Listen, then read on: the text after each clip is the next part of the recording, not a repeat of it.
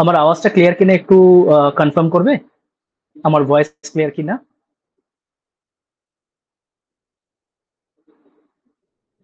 Hello,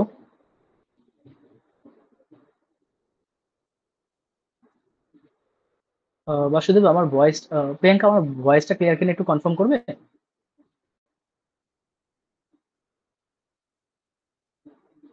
ওকে, clear. ঠিক আছে, ঠিক আছে। হ্যাঁ, গুড ইভিনিং। একটু ওয়েট করে যাই 5 মিনিট।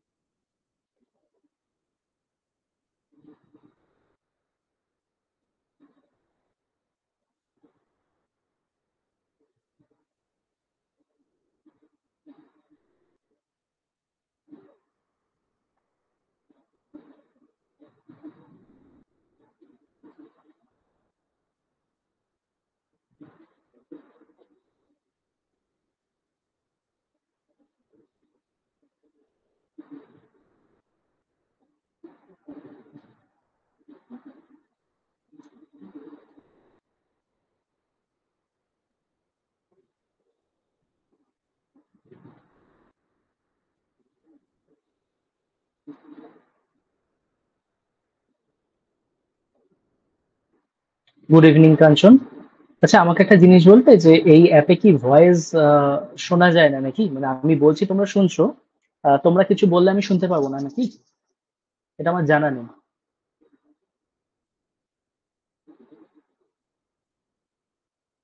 গ্রুপে কি জানানো হয়েছে যে ক্লাস স্টার্ট হয়েছে? হ্যাঁ, আজকে থেকে তো 9টা থেকে ক্লাস ছিলই।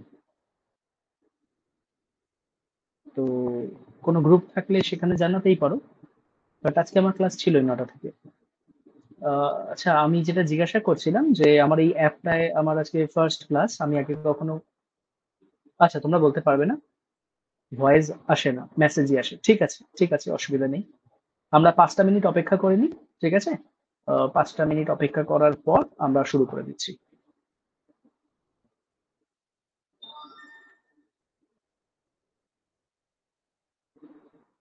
হ্যাঁ হ্যাঁ, প্রিয়াঙ্কা, জানিয়ে দাও, অসুবিধা নেই।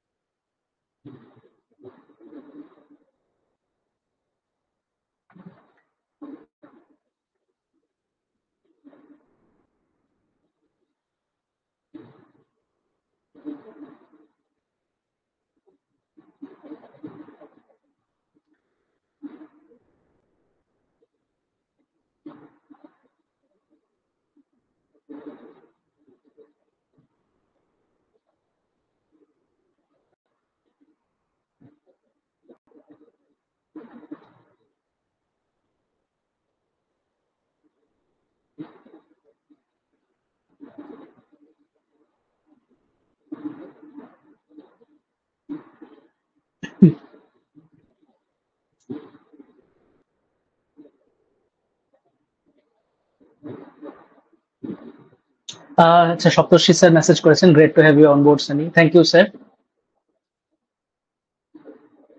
প্রিয়াঙ্কা লিখছো স্যার, গুগল মিটে করালে আমরাও বলতে পারবো।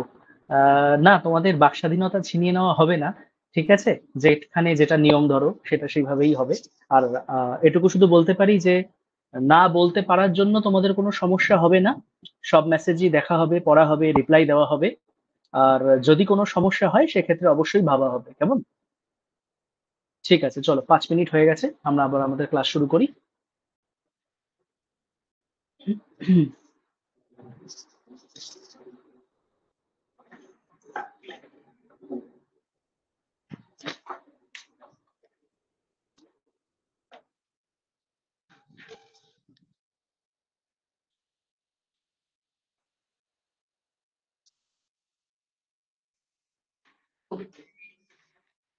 ওকে, চলো ক্লাস শুরু করা যাক। তোমাদের শুধু এটুকু আশ্বস্ত করতে পারি যে তোমাদের এই কথা না বলতে পারার জন্য এমন কোনো জিনিস থাকবে না যেটা তোমাদের মিস হচ্ছে, ছুটে যাবে, এটুকু শুধু কনফার্ম করতে পারি, ঠিক আছে? বাদ বাকি পরে যদি দেখি যে সেরকম কোনো ইস্যু হচ্ছে, তো সেটা তো আলোচনা করাই যাবে। ওকে।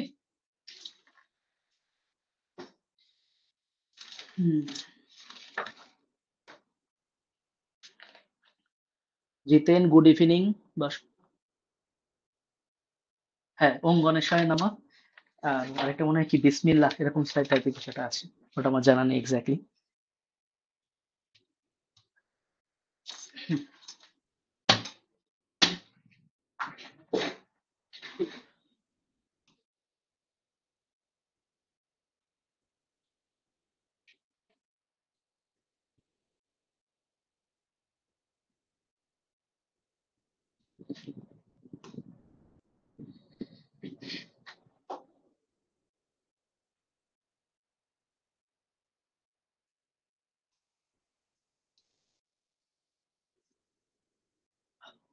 ওকে, চলো শুরু করা যাক। এখানে কি কোনো রেকর্ড অপশন আছে? আমি একবার চেক করে নিই, যদি থাকে তাহলে সেটা আমি চালু করে নেব। স্টার্স এখানে কি কোনো রেকর্ড অপশন আছে? না, রেকর্ড অলরেডি চলছে, আমাকে কেউ একটু জানাতে পারবে? বাসুদেব?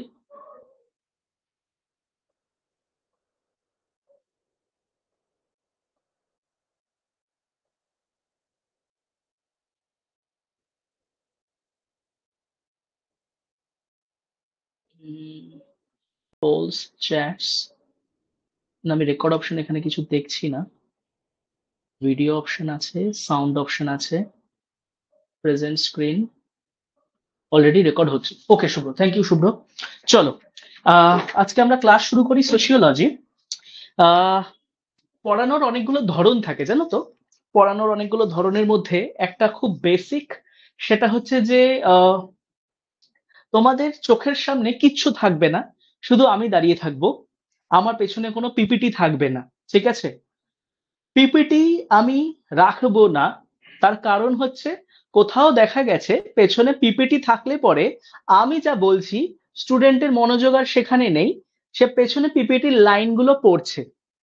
তো এটা আমি একটু এই বিষয়টা নিয়ে স্টাডি করলাম, তো দেখলাম যে হ্যাঁ ঠিক তাই, যে পিপিটি বিষয়টা একটু আমাদের মনোযোগ টেনে নেয়, যে কোথাও না কোথাও কিছু না কিছু আমাদের একটা মিস হয়। সোশিওলজিতে খুব ইম্পর্টেন্ট আমি যা বলছি সেটা তোমাদের জন্য শোনা জানা, ঠিক আছে? পিপিটি আমি তোমাদেরকে আলাদা করে দিয়ে দেবো, সেটা নিয়ে তোমরা আনন্দ করো, কোনো অসুবিধা নেই। মানে আজকে আমরা যে কনসেপ্টের উপর আলোচনা করতে চলেছি, সোশিওলজি অ্যান্ড কমন সেন্স, সেটার উপর আমি একটা পিপিটি আলাদা করে দিয়ে দেবো, সেটা তোমরা পাবে, ঠিক আছে? বাট আজকে তোমাদের চোখের সামনে কোনো পিপিটি থাকবে না। দেখা যাক কেমন হয় ব্যাপারটা। আহ এটার আরো কিছু রিজন আছে সাইন্টিফিক, সেগুলো নিয়ে আমি আজকে আর আলোচনা করছি না, আমরা মূল বিষয়ে ঢুকি। সোশিওলজি আজকে আমাদের ফার্স্ট ক্লাস। আমরা যে টপিকটা নিয়ে আলোচনা করব সেটা হচ্ছে যে sociology and common sense. Sir সিলেবাসে একটু দেখিয়ে দিন কোন জায়গাটায় আছে। না দেখাবো না স্যার, এটা এটা তো কমন সেন্স বিষয়টা তো আগে কখনো জানিনি, মানে সিলেবাসে কোন জায়গায় আছে, কি রকম পরীক্ষায় প্রশ্ন আসে, একটু দেখিয়ে দিন। না, কিচ্ছু দেখাবো না, আজকে শুধু গল্প হবে, ঠিক আছে? গল্প কেমন গল্প? আমার ফার্স্ট কোশ্চেন, যে তোমাদের কমন সেন্স আছে কি নেই? ঠিক আছে, এটা যদি রেগে গিয়ে বলতাম তাহলে এরকম ব্যাপার দেখাতো, ব্যাপারটা যে তোমাদের কি একটা কমন সেন্স নেই। কিন্তু আমি রেগে গিয়ে জিজ্ঞাসা করছি না, আমি মজার ছলে জিজ্ঞাসা করছি যে তোমাদের কি কমন সেন্স আছে? আহ একটা জিনিস তোমাদের মনে করিয়ে দিই, সেটা হচ্ছে যে এই ক্লাসটা আমাদের জন্য খুব ইম্পর্টেন্ট, তার কারণ তোমাদের কিন্তু একটাই লাইভ সেশন প্রত্যেক সপ্তাহে। আর যে ক্লাস দেব না তা আমি বলিনি, বাট ধরে রাখো যে এই লাইভ ক্লাসেই আমরা প্রশ্নোত্তর আলোচনা করব, টপিক আলোচনা করব, কোন সিলেবাসের কোন জায়গাটা কভার করলাম সবটা আলোচনা করব, কনসেপ্টটা বুঝবো, তো একটাই ক্লাস। তো ভেবে নাও যে এই ক্লাসটা আমাদের জন্য খুব গুরুত্বপূর্ণ, সেই অনুযায়ী তোমরা অ্যাক্টিভ থেকো। যে এটা এইভাবেও ধরে নিতে পারো যে আজকের ক্লাস যতক্ষণ চলবে চলবে, বাট এই ক্লাসটা যদি হয়ে যায় আমি এই টপিকের উপর আর ক্লাস পাবো না, যাতে তোমাদের কনসেন্ট্রেশনটা আরো বেশি করে আসে, ঠিক আছে? তো আবার আমি ওই জায়গায় ফিরে আসি যে তোমাদের কি কমন সেন্স আছে কি নেই। ওকে, খুব ইজি কোশ্চেন, জানো কমন সেন্স আছে কি নেই তোমাদের? আমি শুধু এটুকুই জানতে চাই, তোমাদের কি মনে হয় তোমাদের কমন সেন্স আছে কি নেই?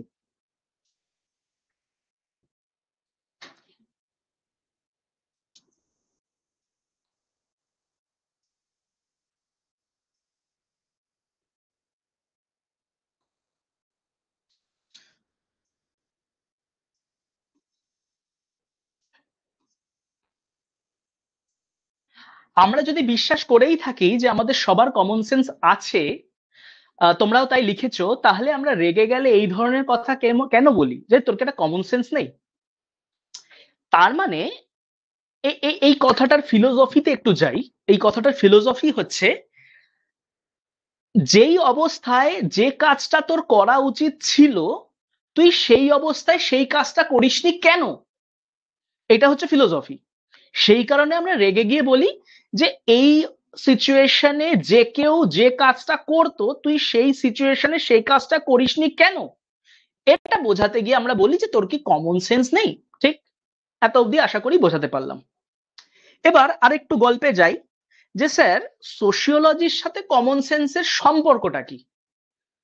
আজ পর্যন্ত তোমরা যে সাবজেক্টই পড়েছো না কেন, history, geography, polity, anthropology, psychology, anything, কোথাও তোমাদের পড়তে হয়নি যে the relation between history and common sense. Situation matter করে স্যার, অনেক সময় কমন সেন্সে কাজ করে না, কমন সেন্সই কাজ করে না, ঠিক? তাহলে গল্পটা এরকম দাঁড়াচ্ছে যে হিস্ট্রি যখন পড়েছিলাম স্যার কমন সেন্সের সাথে হিস্ট্রির সম্পর্ক কি আসেনি? সাইকোলজির সাথে যখন পড়েছিলাম হয়তো অপশনালে তখন পড়িনি কমন সেন্সের সাথে সম্পর্ক কি। তাহলে স্যার সোশিওলজি যখন এখন পড়তে যাচ্ছি তখন কেন কমন সেন্সের গল্প আসছে? এটাই হচ্ছে আজকে আমাদের ফার্স্ট মূল প্রশ্ন।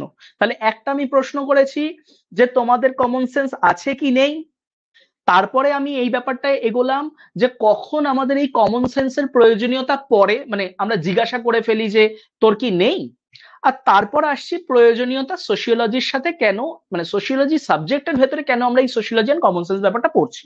ওকে, শুধু এটুকুই বলতে পারি, আমরা মানুষ সমাজে বসবাস করি, আর কমন সেন্স বিষয়টা আমরা বিশ্বাস করি যে মানুষেরই থাকে। ঠিক, দেখা যায় যে এই যে আমরা সমাজে বসবাস করি একটি সোসাইটিতে, এই সোসাইটির মধ্যে যখন কোনো একটা সামাজিক ঘটনা ঘটছে তখন আমরা আমাদের কমন সেন্সিক্যাল নলেজ দিয়ে সেটাকে বিশ্লেষণ করার, অনুধাবন করার, গবেষণা করার, ভাবার চেষ্টা করি।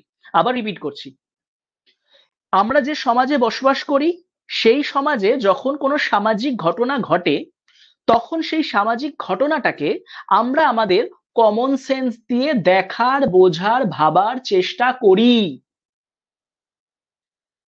কিন্তু সমস্যা হচ্ছে অ্যাজ আ লেম্যান, আমরা কোথাও না কোথাও একটা ঘটনাকে ঠিক এক্স্যাক্টলি যে বাস্তবসম্মত রূপে ভাবা উচিত ছিল সেভাবে ভাবতে পারি না।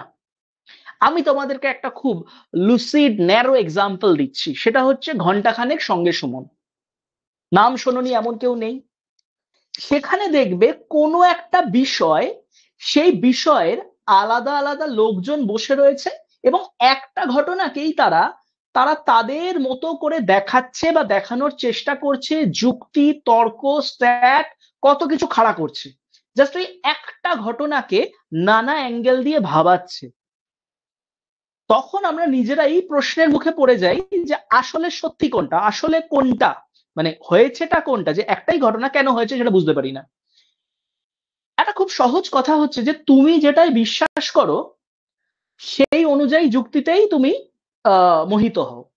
যে ধরো আমি বিশ্বাস করি যে মেয়েদের পড়াশোনা করা উচিত না, তাই কেউ যখন বলবে যে হ্যাঁ মেয়েরা এখন পড়াশোনা করছে, এম্পাওয়ার্ড হচ্ছে, সেই কারণে ডাইভোর্স রেট বেড়ে যাচ্ছে, দেখেছিস আমি বলেছিলাম না মেয়েরা পড়াশোনা করলেই সমাজটা উচ্ছন্নে যাবে। তো দেখো, আমি যে ভাবনা চিন্তাতে বিশ্বাস করি, আশেপাশে যখনই সেরকম কোন একটা যুক্তি খুঁজে পাই, আমি কিন্তু সেটাকেই টেনে নিই, নিজে যেটা ভাবছি তার একটা রিফ্লেকশন হিসেবে দাঁড় করাই। দেখেছিস আমি বলিনি, সে বলেছে, সেই মহান ব্যক্তিটা এই কথাটা বলেছে, আমি কিন্তু বলিনি। দেখো কিভাবে মিলমিশটা ঘটছে, যে এক, আমি যেটা ভাবছি আমার কমন সেন্সিক্যাল নলেজ দিয়ে, সমাজে কেউ না কেউ ভাবছে, যুক্তি দিয়ে খাড়া করছে, সেই যুক্তিটাকে আমি টেনে নিয়ে তার একটা মানে কি বলবো, এটা মানে পেছনে একটা বেশ আহ, উম, অবলম্বন হিসাবে দাঁড় করিয়ে সবার সামনে রাখছি। গল্পটা আরেকটু সোজা করার চেষ্টা করি আমরা। ব্যাপারটা হলো এরকম, প্রত্যেকটা সামাজিক ঘটনার একটা বৈজ্ঞানিক দিক থাকে, কেন হয়েছে, কি কারণে হয়েছে, কজ কি, ইফেক্ট কি। আমরা যদি প্রত্যেকে কমন সেন্সিক্যাল নলেজ দিয়ে সেটাকে বিচার করার চেষ্টা করি, কোথাও না কোথাও মূল যে কারণে জিনিসটা ঘটেছে সেখানে পৌঁছতেই পারবো না। তাই আমাদের কি করা উচিত? তাহলে স্যার কমন সেন্সকে আমরা ছেড়ে দেবো, আমাদের আমাদের কমন সেন্সকে আমাদের মাথা থেকে বের করে দেবো? না, বার করতে বলছি না। আচ্ছা, আমি একটা কাজ করি, সেটা হচ্ছে যে আমি কিছুটা পড়াচ্ছি, তোমাদের যদি কোনো কোয়ারি প্রশ্ন থাকে আমি গিয়ে রিড করে নিচ্ছি, তারপর আবার আমি কন্টিনিউ করছি। আচ্ছা, সিচুয়েশন ম্যাটার করে না, ওর পরে আর কোনো কোশ্চেন আসেনি, ঠিক আছে, তোমাদের কোনো কমেন্ট আছে আমি পড়ে নেবো। তাহলে গল্পটা কি দাঁড়ালো? ফার্স্ট আমরা শুরু করলাম, এক, তোমাদের কমন সেন্স আছে কি নেই। দ্বিতীয়ত, কখন আমরা কাউকে জিজ্ঞাসা করি কিরে তোর কমন সেন্স আছে কি নেই।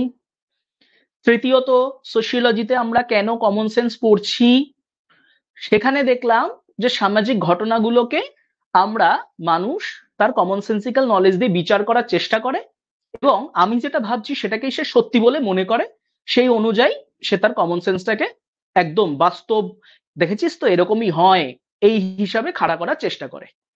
এবার লাস্ট যে প্রশ্নটা করলাম, তাহলে স্যার কি করব, কমন সেন্সকে ছেড়ে দেবো, মানে কমন সেন্সকে বাদ দিয়ে দেবো? আপনি বলছেন যে কোন একটা সামাজিক ঘটনা কমন সেন্স দিয়ে দেখতে না, তাহলে কি করব, হোয়াট টু ডু? এইখানেই সোশিওলজি বলে আমায় আমায় দেখ। আমায় দেখ মানে, আমি সোশিওলজি, আমি এসেছি বেসিক্যালি দুটো টার্ম থেকে। এক হচ্ছে সোশিয়াস, এই সোশিয়াস কথাটার মানে হলো কম্প্যানিয়ন। অনেকেই ভাবো সোশিয়াস কথার মানে হলো সোসাইটি, বাট এটা ভুল। এটা সোশিয়াস একটা ল্যাটিন ওয়ার্ড, একটা ল্যাটিন ওয়ার্ড সোশিয়াস, তার মানে কম্প্যানিয়ন। আরেকটা ওয়ার্ড আছে লোগস, এই লোগসের মানে স্টাডি হতে পারে, সায়েন্স হতে পারে, এটা একটা গ্রিক ওয়ার্ড, ঠিক? তাহলে একটা ল্যাটিন ওয়ার্ড আর একটা গ্রিক ওয়ার্ড মিলিয়ে হচ্ছে সোশিয়াস আর লোগস, সোশিওলজি এই দুটো টার্ম থেকে এসেছে। স্যার সোশিয়াস মানে তাহলে সোসাইটি না? আমরা তো জানতাম যে স্টাডি অফ সোসাইটি। না, আপনি বলছেন তাহলে সোশিয়াস মানে কম্প্যানিয়ন। হ্যাঁ, সোশিয়াস মানে কম্প্যানিয়ন অ্যাসোসিয়েশন বোঝায়। তাহলে study of companion, study of association is basically known as sociology. Sociology বলে যখনই সমাজে কিছু হচ্ছে তখন তোরা কমন সেন্স ব্যবহার করিস নে, আমায় ব্যবহার কর। কেন? তাহলে এইবার যদি আমরা মেইন জায়গায় আসি, যে তাহলে পার্থক্যটা কি দুটোর মধ্যে? একটা তো কিছু পার্থক্য থাকারই কথা। যে আচ্ছা ঠিক আছে, এতদিন আমরা ছোটবেলা থেকে কমন সেন্স নিয়ে বড় হয়েছি, বড় হওয়ার পর জানতে পারলাম সোশিওলজি বলে একটা জিনিস আছে, সে বলছে আমায় ব্যবহার কর। তো সোশিওলজি তুমি আলাদা কি দাও আমাদের? সোশিওলজি বলছে আমি তোমাদের দেব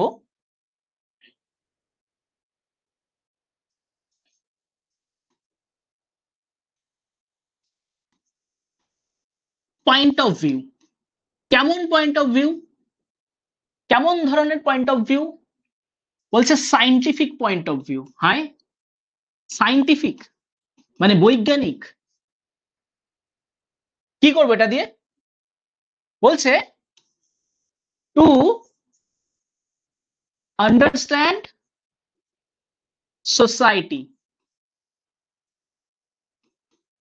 কি দাঁড়ালো ব্যাপারটা?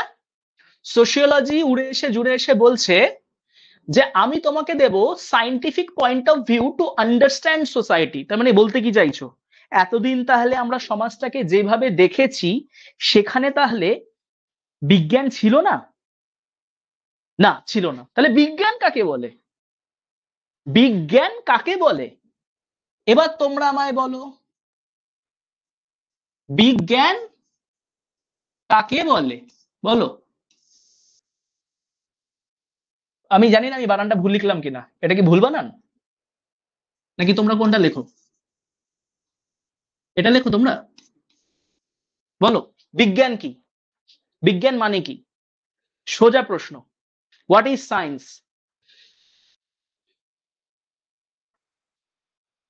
আমি অপেক্ষা করছি, তোমরা লেখো।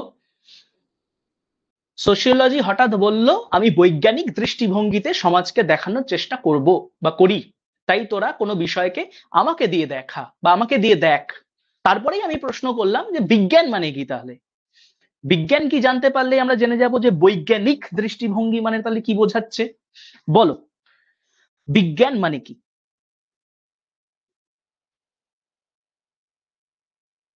এনিবডি? সহজ সহজ সহজ উত্তর, খুব সহজ উত্তর।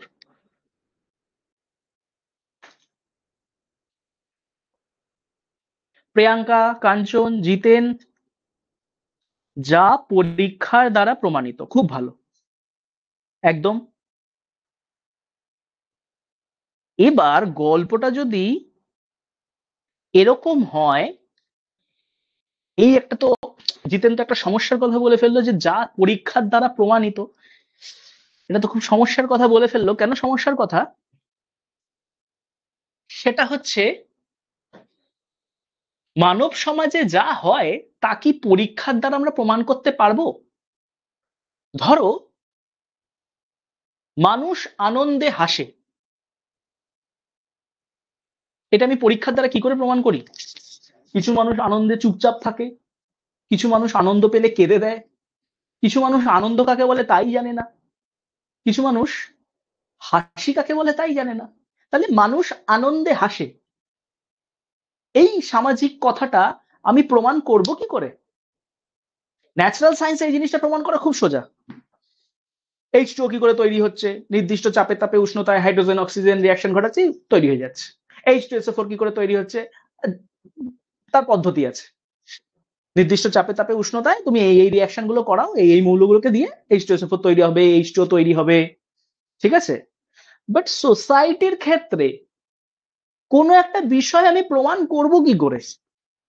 খুব ছোট্ট একটা কথা আমি বললাম, মানুষ আনন্দে হাসে, প্রমাণ করে দেখাও। না স্যার, এটা তো প্রমাণ করা খুব কঠিন হয়ে যাচ্ছে, কারণ মানুষ তো আজ হাসতেই ভুলে গেছে। তো আমি 40 জন মানুষকে একত্রিত করেছিলাম এবং তাদেরকে জোকস দেখিয়েছি, আলাদা আলাদা করে জোকস পড়িয়েছি, তো দেখলাম কেউ হাসলো না, বা একজন দুজন হাসলো, বাকি মনে মনে বললো গুড গুড গুড, খুব হাসলাম খুব হাসলাম। গল্পটা দাঁড়ালো এটাই, মানুষ আনন্দে হাসে, মানুষ দুঃখে কাঁদে, মানুষ রাগ হলে থাপ্পড় মারে, ঠিক আছে, মানুষ কষ্ট পেলে ব্রেকআপ করে। এই কথাগুলো সামাজিকভাবে যখন আমরা এগুলো তো সামাজিক বিষয়, যেখানে হিউম্যান ইমোশন যুক্ত থাকে, প্রমাণ করা খুব কঠিন। যেহেতু মানুষ তার ইমোশন এবং সে সোসাইটিতে যে সোসাইটিতে থাকে, এই পুরো গল্পটা প্রমাণ করা কঠিন। এটাই হচ্ছে সোশিওলজির চ্যালেঞ্জ, যে সোশিওলজি তাহলে সমাজের এমন বিষয়গুলোকে প্রমাণ করার চেষ্টা করে বৈজ্ঞানিক পদ্ধতিতে, যা আসলে সম্ভব নয়। আবার রিপিট করছি, কমন সেন্স খুব সহজ একটা বিষয়। এটা দেখে আমার একটা জিনিস মনে হলো, আমি বলে দিলাম, বা আমি আমার অভিজ্ঞতার উপর দাঁড়িয়ে একটা কথা তোকে আমি জানাচ্ছি বা বলছি। এটা হচ্ছে কমন সেন্স। যে জানিস, আহ, আমি জানি ছেলেরা কেমন হয়, বা জানিস আমি জানি মেয়েরা কেমন হয়, জানিস আমি জানি ওই কমিউনিটিটা কেমন হয়। এগুলো তুমি তোমার জ্ঞান অভিজ্ঞতার উপর ভিত্তি করে একটা কমন সেন্সিক্যাল নলেজ চিপকে দিচ্ছ। বাট যদি আমি বলি প্রুফ করকে দিখা, তখন তুমি দেখ ব্যাপারটা বোঝার চেষ্টা কর, আমি যতজন আজ পর্যন্ত দেখেছি তারা কিন্তু এরকমই করে। তুই যতজনকে দেখেছিস, ধরো বাঙালি অলস, বাঙালি মানেই অলস, কোথা থেকে জানলে? আমার সাধারণত পূর্বপুরুষরা এরকমই বলেছে। তুই কতগুলো বাঙালিকে দেখেছিস? না, আমিও বেশি বাঙালিকে দেখিনি। তাহলে তুই যখন বেশি বাঙালিকে দেখিসনি, তাহলে তুই সমস্ত বাঙালি, বাঙালি মানেই অলস, এই কথাটা তুই বলছিস কি করে? তোর কমন সেন্সিক্যাল নলেজ দিয়ে। না, আমি বেশিরভাগ বাঙালিকে দেখেছি। বেশিরভাগ মানে তার পার্সেন্টেজ বল। এই আমি এটা দেখেছি, একজন বা কয়েকজন অঙ্কের টিচার আছে, তারা বলে 100-র মধ্যে 90% মানুষ এর উত্তর জানে না বলে একটা অঙ্ক দেখাচ্ছে। তারা বলছে যে 100-র মধ্যে 90% মানুষ এই প্রশ্নটার উত্তর পারবে না। দেখুন তো আপনি পারেন কিনা। এই 100% মানে কতজন? আর এই 90% মানে কতজন? সে জানলো কি করে যে 100-র মধ্যে 90 পারবে না? সে কি নির্দিষ্ট কোনো গবেষণা করেছে? তাহলে সেটা বলছে কি করে? That is the basic difference between common sensical statement and sociological statement. ওই যে বললাম যে সোশিওলজি একটু বিজ্ঞানের বিজ্ঞান ধরে চলার চেষ্টা করে। সোশিওলজি কিছু করার আগেই প্রশ্ন করে যে এটা কিভাবে হচ্ছে, কেন হচ্ছে, কোন যুক্তিতে হচ্ছে, ভেরিফাই করা যাবে, এর অথেন্টিসিটি কি আছে, এটা কি আনবায়াসড, এটা কি নিউট্রাল, এইরকম কতগুলো প্রশ্ন করে সে তার বৈজ্ঞানিক চরিত্রগুলোকে অনুধাবন করার চেষ্টা করে, তারপর একটা স্টেটমেন্ট দেয়। হঠাৎ করে আমার মনে হলো তাই বলে দিলাম যে অল মেন্স আর ডগ, এরকমটা হবে না। বা আমি বলে দিলাম যে ওই কমিউনিটির মানুষগুলো নোংরা হয়, ওই কমিউনিটির মানুষগুলো অপরাধী হয়, ওই কমিউনিটির মানুষগুলোর মধ্যে অপরাধ প্রবণতা থাকে। এই ধরনের কমেন্ট সোশিওলজি করে না, যা কমন সেন্সিক্যাল নলেজ করে দেয়। এত অব্দি যতটুকু বোঝালাম। কোনো প্রশ্ন, বক্তব্য, সমস্যা থাকলে জানাও। ততক্ষণ আমি তোমাদের কমেন্ট গুলোও পড়ে নিই।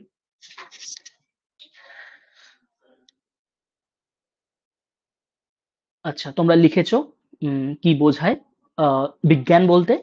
জিতেন লিখেছে যে যা যা পরীক্ষার দ্বারা প্রমাণিত। শুভ্র লিখেছে যেটা প্রমাণিত এবং লজিক্যাল, কোনো ঘটনার পেছনে যথাযথ যুক্তি। হ্যাঁ, তাহলে যুক্তি, লজিক এবং ওই এক্সপেরিমেন্টেশন, তোমরা এই বিষয়গুলোই বলার চেষ্টা করছো। বুঝলাম, গুড, থ্যাংক ইউ। তাহলে গল্পটা দাঁড়ালো এরকম যে কোনো একটি সামাজিক ঘটনা যখন ঘটে, তখন আমরা, আমরা মানে কারা? নতুন টার্ম শিখি।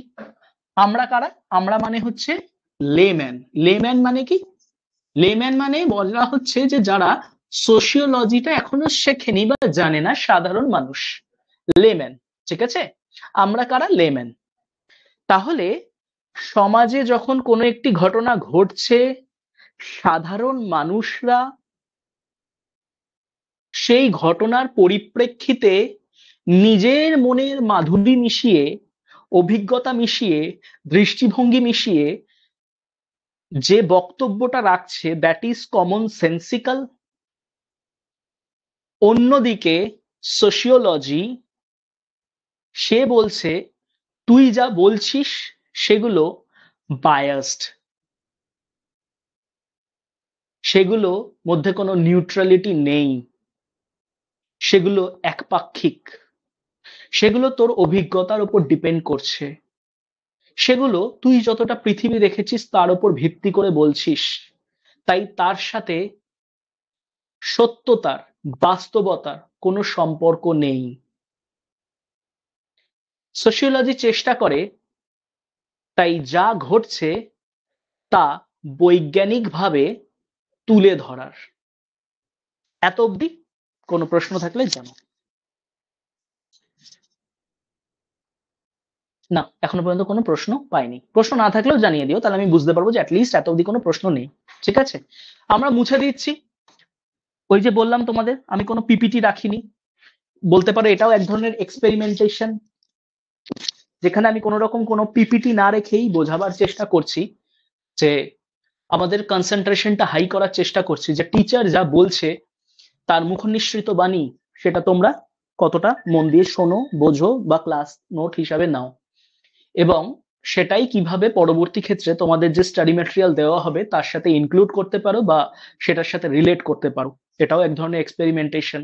ওকে, তাহলে সমাজ সিদ্ধ যে পদ্ধতি, সেই পদ্ধতিতে আমি বা আমরা এগোবো না, সবসময় কোনো একটা বিষয়ের বৈজ্ঞানিক একটা দিক নিয়েই এগোবো। ঠিক, এবার একটু আমি টপিকটা চেঞ্জ করছি, কতগুলো নতুন টার্ম তোমাদেরকে শেখাই। এক হচ্ছে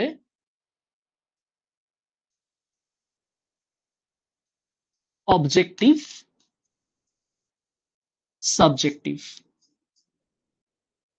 এটা একটা নতুন টার্ম যেটা আমাদের খুব কাজে লাগবে, আমি ব্যবহার করি সাধারণত, তোমাদের এটার মানেটা একটু শিখিয়ে দিচ্ছি। ন্যাচারাল সায়েন্স সাধারণত অবজেক্টিভিটি ফলো করে, সেখানে বায়াসনেসের কোনো জায়গা নেই। আমি এক্সাম্পল দিচ্ছি, সেটা হলো আমি যদি এই মুহূর্তে তোমায় জিজ্ঞাসা করি যে তোমার ফেভারিট বলিউড সিনেমার অ্যাক্টর কে, বা কাকে তোমার মনে হয় যে এ সেরা, কেউ বলল যে স্যার আমার মনে হচ্ছে আহ, সিদ্ধার্থ মালহোত্রা, আরেকজন বলল স্যার আমার মনে হচ্ছে বরুণ ধাওয়ান। ঠিক আছে, এই যে এক একজন এক একটা নাম বলছো, তার মানে কোথাও না কোথাও তোমার মনে হচ্ছে তাই তুমি বলছো, তার সাথে কি সত্যতার বাস্তবতার কোনো মিল আছে? নেই, তোমার মনে হচ্ছে। তো যে কোনো ডিসিশনে যেখানে তোমার কিছু মনে হবে, দ্যাট ইজ সাবজেক্টিভ। তোমার মতে সেরা কবি কে? তুমি বললে জীবনানন্দ দাশ, কেউ বললো রবীন্দ্রনাথ ঠাকুর, তোমার মনে হচ্ছে তুমি। এবার যদি আমি বলি যে এটা প্রমাণ করতে পারবে, তখন কেউ বললো যে স্যার এই নোবেল দিয়ে আমি প্রমাণ করব যে একজন নোবেল পেয়েছে আর অন্যজন পায়নি। এই যে একটা নিরেট কিছু প্রমাণ সে দিল, সেখানেই তাহলে সে সাবজেক্টিভিটি থেকে বেরিয়ে অবজেক্টিভিটিতে চলে গেল। যেমন ধরো আমি একটা কমন জায়গার নাম বলি, শিয়ালদা। শিয়ালদা থেকে দমদম রেস হচ্ছে, কম্পিটিশন। একটা হচ্ছে বাইসাইকেলে, আর আরেকটা হচ্ছে মোটর সাইকেলে। একজন আরোহী বাইসাইকেলে বসে, একজন মোটর সাইকেলে বসে শিয়ালদা থেকে দমদমে রওনা দেবে। সকাল 11টার সময় তারা রওনা দেবে। যে যে সময় আগে পৌঁছবে সে হলো উইনার। হাতে কেউ স্টপ ওয়াচ নিয়ে দাঁড়িয়ে আছে শিয়ালদাতেও, কেউ স্টপ ওয়াচ নিয়ে দাঁড়িয়ে আছে দমদমেও, এবং পুরো রাস্তা জুড়ে তাদের উপর একটা সার্ভেইলেন্স থাকবে যে তারা অন্য কিছু সাহায্য নিচ্ছে কিনা, মানে রাস্তায় দাঁড়িয়ে একটু আহ মানে যাতে আরো শক্তি বাড়ে এরকম কোন একটা ওষুধ খেয়ে নিল নাকি, বা তাকে কেউ পেছন দিয়ে ধাক্কা দিয়ে এগিয়ে দিল নাকি, এরকম একটা সার্ভেইলেন্স থাকছে। তাহলে সকাল 11টার সময় শিয়ালদা থেকে একটা বাইসাইকেল একটা মোটর সাইকেল একই আহ মানে ডেস্টিনেশনের উদ্দেশ্যে রওনা দিল। দেখা গেল যে মোটর সাইকেল আরোহী সে পৌঁছে গেল 18 মিনিটসে, আর যে সাইকেল আরোহী সে পৌঁছে গেল 37 মিনিটসে। এবার যদি তুমি বলো যে উইনার কে, উইনার কে, তুমি বলবে যে আমার মতে বাইসাইকেল আরোহী উইনার। কেন? এ দুই পায়ে কষ্ট করে প্যাডেল দিয়ে তারপর সে গেছে। তো বলে তুই বাড়ি যা, এখানে উইনার জিজ্ঞাসা করা হয়েছে। স্পষ্ট প্রমাণে দেখা যাচ্ছে এ আগে পৌঁছেছে, এখানে বায়াসনেসের কোনো জায়গা নেই। তুমি বাড়ি যাও, তোমার যদি বাইসাইকেল আরোহীকে এত ভালো লাগে তাকে এবার কাঁধে তুলে নিয়ে তুমি বাড়ি চলে যাও। ও পায়ে প্যাডেল করে এসেছে বলে তুমি তার প্রতি মানে ঝুঁকে পড়লে এবং তাকে তুমি উইনার বলছো, এটা হিন্দি সিনেমা চলছে না। That is objectivity. দেখা যাচ্ছে, প্রমাণ করা যাচ্ছে, বারবার প্রমাণ করা যাবে, নির্দিষ্টভাবে সার্ভেইলেন্স চলেছে, কেউ পুরো বিষয়টার উপর অবজারভেশন রেখেছিল, প্রমাণ করা গেছে। দ্যাট ইজ অবজেক্টিভিটি, যেটা ন্যাচারাল সায়েন্সে দেখা যায়। বাদ বাকি সব সাবজেক্টিভ। আমার মনে হচ্ছে, তার মানে যে কোনো জায়গায় মনে রেখো যে তোমার মনে হচ্ছে এমন গল্প আসবে, সেটা সাবজেক্টিভ। আর যেটা পরীক্ষণীয় মানে পরীক্ষণযোগ্য, দেখা যাচ্ছে, প্রমাণ করা যাচ্ছে, স্ট্যাট দিয়ে, নাম্বার দিয়ে, আহ, সেগুলো কিন্তু অবজেক্টিভ। তাহলে এবার যদি আমি প্রশ্ন করি যে who is best, Shahrukh Khan, Salman Khan, car acting best? তো তুমি বলবে যে দেখ, সালমান খান অ্যাক্টিং ভালো করে ঠিকই, এই যে ভালো করে ঠিকই বা আমার মনে হয় সালমান খান, এগুলো হচ্ছে সব সাবজেক্টিভ। অবজেক্টিভ কি? ন্যাশনাল অ্যাওয়ার্ডটা কে পেলো? ন্যাশনাল অ্যাওয়ার্ড পেয়েছে শাহরুখ খান, ব্যাস, আমি প্রমাণ করতে পারছি। ঠিক আছে, মাপকাঠি আছে একটা। তাহলে সেই অনুযায়ী অজয় দেবগান আরো বড় অ্যাক্টর, সে মনে হয় 2বার ন্যাশনাল অ্যাওয়ার্ড পেয়েছে যদি আমি খুব ভুল না হই, বা তার আগে পেয়েছে, শাহরুখ খানের আগে। হ্যাঁ হ্যাঁ, এটাও ঠিক। তার মানে কি অবজেক্টিভ প্রত্যেকটা, আমার কি মনে হচ্ছে সেটা বড় কথা না। এবার বলো, অবজেক্টিভ সাবজেক্টিভ বুঝতে পারলে? মনে থাকবে অবজেক্টিভ সাবজেক্টিভ জিনিসটা?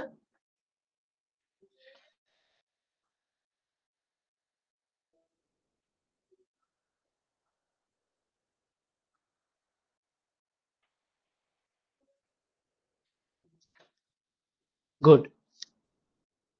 কেন শেখালাম? কারণ এটা থ্রু আউট জার্নি তোমাদের কাজে লাগবে। পুরো সোশিয়োলজি জার্নিতে এটাই তোমাদের কাজে লাগবে, যে we have to be objective. আমরা সাবজেক্টিভ হব না। আমাদের মধ্যে বায়াসনেস সরিয়ে ফেলতে হবে, নিউট্রালিটি আনতে হবে।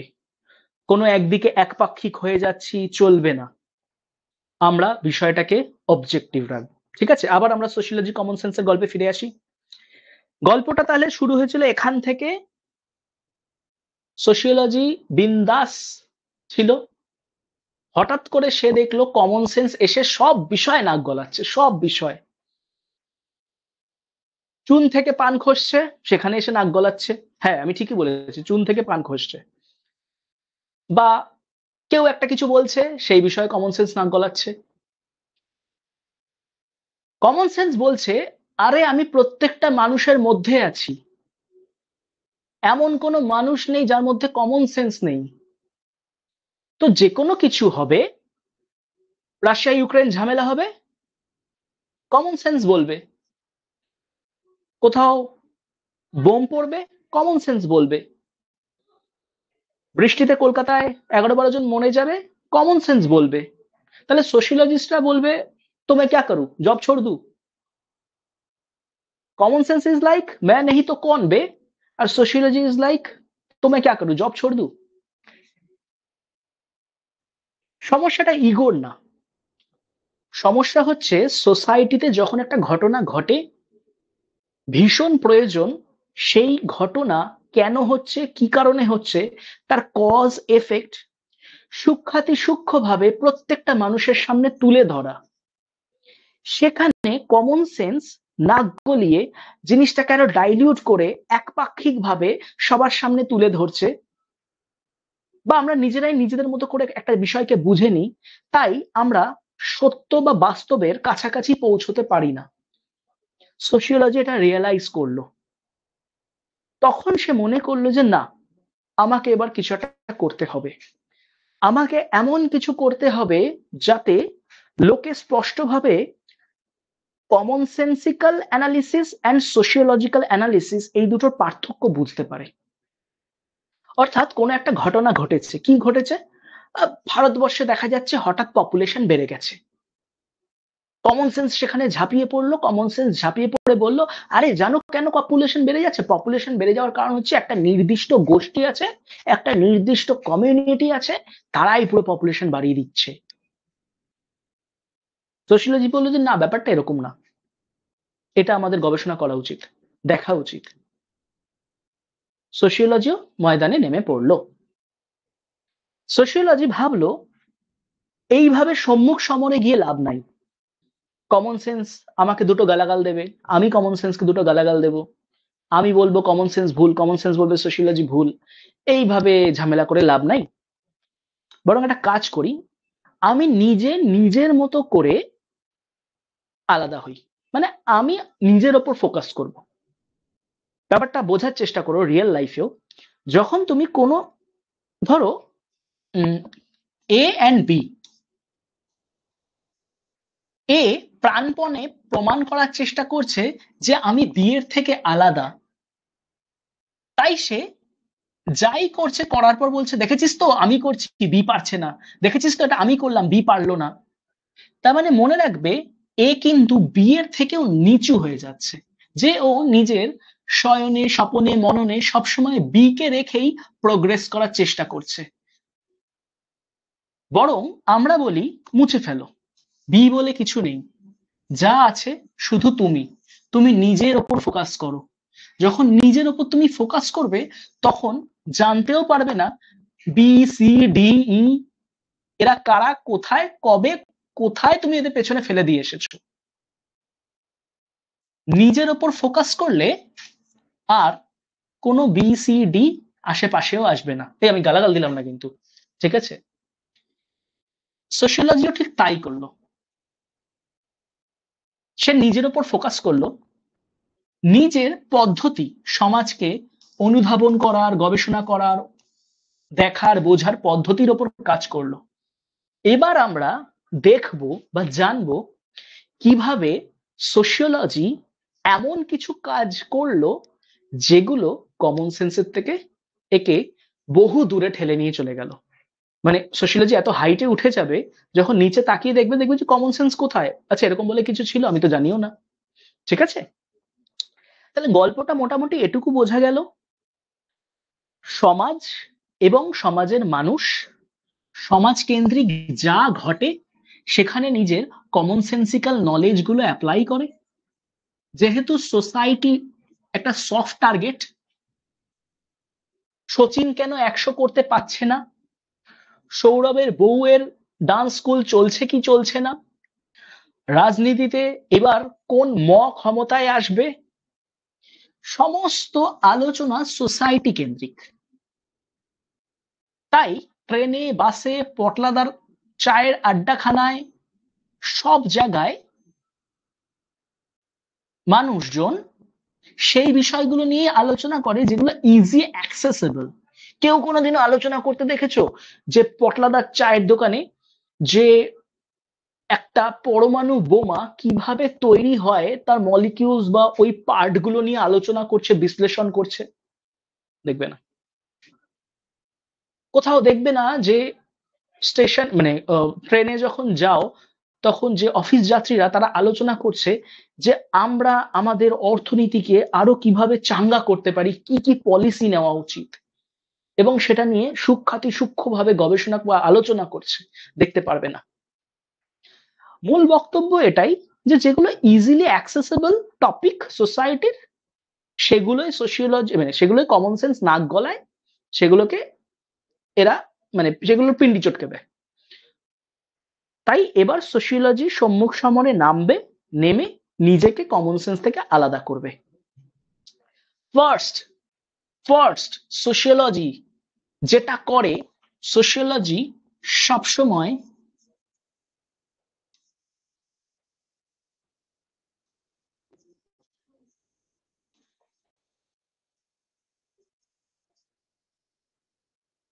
রেসপন্সিবল স্পিচ দেয়, দায়িত্বপূর্ণ বিবৃতি। আমার মনে হলো তাই বললাম, না এটা সোশিওলজিতে চলে না। তোমার মনে হলো তাই তুমি বললে, মানে এটা কি ঘন্টাখানেক সঙ্গে সুমন নাকি? আজ একটা কথা বলছো, পরশুদিন আরেকটা কথা বলছো, আজ তুমি পরমাণু নিয়ে জ্ঞান দিচ্ছ, কাল তুমি বিস্ফোরণ নিয়ে জ্ঞান দিচ্ছ, পশুকে জলে ডুবে মারা গেছে সেই নিয়ে জ্ঞান দিচ্ছ। তুমি সব জানো, হতে পারে। কত পড়াশোনা করেছো তুমি? স্পেশালাইজেশন বলেও তো একটা জিনিস হয়। তোমার কি স্পেশালাইজেশনের ঊর্ধ্বে? সোশিওলজি সবসময় দায়িত্বপূর্ণ বিবৃতি দেয়। কিভাবে দেবে স্যার? তাহলে ধরো সমাজে কিছু একটা হলো, সমাজে স্যার কি হতে পারে? আমি বললাম ধরো না তুমি ল্যাং খেয়েছো, তুমি ছ্যাঁকা খেয়েছো। তাই স্যার আপনি কি বলেন না? হ্যাঁ, ধরো সমাজে ব্রেকআপ বেড়ে গেছে, সমাজে ব্রেকআপ বেড়ে গেছে, ডাইভোর্স বাড়ছে, ব্রেকআপ বাড়ছে। তার মানে ছেলে মেয়ে যখন রিলেশনে যাচ্ছে, কিছুদিন তুমি আমার আমি আমার সরি তুমি আমার আমি তোমার এইসব বলার পরেই কিছু বছর পরে তারা সম্পর্ক ভেঙে দিচ্ছে। আর বিয়ের পরেও কিছু বছর যাওয়ার পর ডিভোর্স নিচ্ছে। তো সোশিওলজি ধরো এটা নিয়ে আলোচনা করা শুরু করলো, সমাজে সম্পর্কের এত ভাঙন কেন হচ্ছে। সে প্রথমে ডেটা কালেক্ট করবে, প্রথমে তো এই বিষয়টা নিয়ে সে মানে স্টাডি করবে, যেটাকে আমরা রিভিউ অফ লিটারেচার বলি, রিসার্চ মেথোলজির ভাষা এখন ব্যবহার করব না, মানে সেটা নিয়ে পড়াশোনা করবে, কতগুলো ছেলে মেয়ে যারা রিসেন্ট রিলেশনে আছে তাদের সাথে গল্প করবে, যারা ছ্যাঁকা খেয়েছে তাদের সাথে গল্প করবে, যাদের ডিভোর্স হয়েছে তাদের সাথে গল্প করবে, যারা নতুন বিয়ে করেছে তাদের সাথে গল্প করবে, গল্প করে ডেটা কালেক্ট করবে, ডেটা অ্যানালিসিস করবে, ডেটাগুলোকে সে বড় মানে শিটে ফেলে আলাদা করবে, আলাদা করার পর একটা নির্দিষ্ট ইন্টারপ্রিটেশন অ্যাপ্লাই করবে, জেনারেলাইজেশন অ্যাপ্লাই করবে। এ বাবা স্যার আপনি কি কি টার্ম বলছেন কিচ্ছু বুঝতে পারছি না, এগুলো রিসার্চ মেথোডোলজির টার্ম, তোমরা পরে বুঝবে। অর্থাৎ সোশিওলজি ন্যাচারাল সায়েন্সের যতগুলো পদ্ধতি হয় সেই পদ্ধতিগুলো অ্যাপ্লাই করার মাধ্যমে একটা কনক্লুশনে এসে কিছু বলবে। সে হঠাৎ করে বলে দেবে না যে ওই যে বলেছিলাম ফার্স্টেই যে মেয়েরা এখন বেশি শিক্ষিত হয়ে যাচ্ছে, তো সেই কারণেই এত ডিভোর্স বেড়ে যাচ্ছে। তুমি নিজের মন মতো একটা কথা বললে, আর সোশিওলজি অনেকটা স্টাডি করার পর একটা কথা বললো। সোশিওলজি স্টাডিটাকে মানে সোশিওলজি যে কনক্লুশনটাকে সেটা আমরা বলি দায়িত্বপূর্ণ বিবৃতি, আর তুমি যেটা বলছো সেটাকে আমরা বলি লে ম্যানস কমন সেন্সিক্যাল স্পিচ। তোমার মনে হচ্ছে তাই তুমি বলছো, তার সাথে বাস্তবতার কোনো মিল নাও থাকতে পারে। এবার আমি তোমাদেরকে একটা টুইস্ট দিচ্ছি, হ্যাঁ? কেমন টুইস্ট? টুইস্টটা হচ্ছে কমন সেন্সিক্যাল পার্সন বলছে নারীরা যত বেশি শিক্ষিতা হয়, ক্ষমতায়ন হচ্ছে তাদের যত, তত বেশি ডিভোর্স বাড়ছে। সোশিওলজিও তার কোন একটা স্টাডি করার পর বলল যে হ্যাঁ, নারীরা যত বেশি শিক্ষিতা হয় তত ডিভোর্স রেট বাড়ে। এই রে, কি করে হলো? মানে কমন সেন্স একটা কথা এতদিন ধরে বলছে, সোশিওলজি গবেষণা করার পর ঠিক সেটাই বার করলো। আমি কথাটা আবার রিপিট করছি, কমন সেন্স বলে মেয়েদের বেশি পড়াশোনা করিও না, ওরা বেশি পড়াশোনা করবে ওদের চোখ খুলে যাবে, তারপর বিয়ে ঠিয়ে ভেঙে দেবে, পরিবারে ভাঙন ধরিয়ে দেবে। এটা এতদিন কমন সেন্স বলে এসেছে। সোশিওলজি তাই বলছে যে হ্যাঁ, নারীরা যত শিক্ষিতা হবে তত ডিভোর্স রেট বাড়বে। দুটো কথা বললাম, কমন সেন্স আর সোশিওলজি, মোটামুটি তার কনক্লুশন একই রকম শোনাচ্ছে। তোমরা কি এর মাঝের টুইস্টটা ধরতে পারলে? কেউ ধরতে পারলে জানো, এই দুটো কথার মধ্যে একটা টুইস্ট আছে। দুটো কথা আপাত দৃষ্টিতে শুনতে এক মনে হলেও আসলে এক নয়। কোথায় আলাদা বলতে পারবে?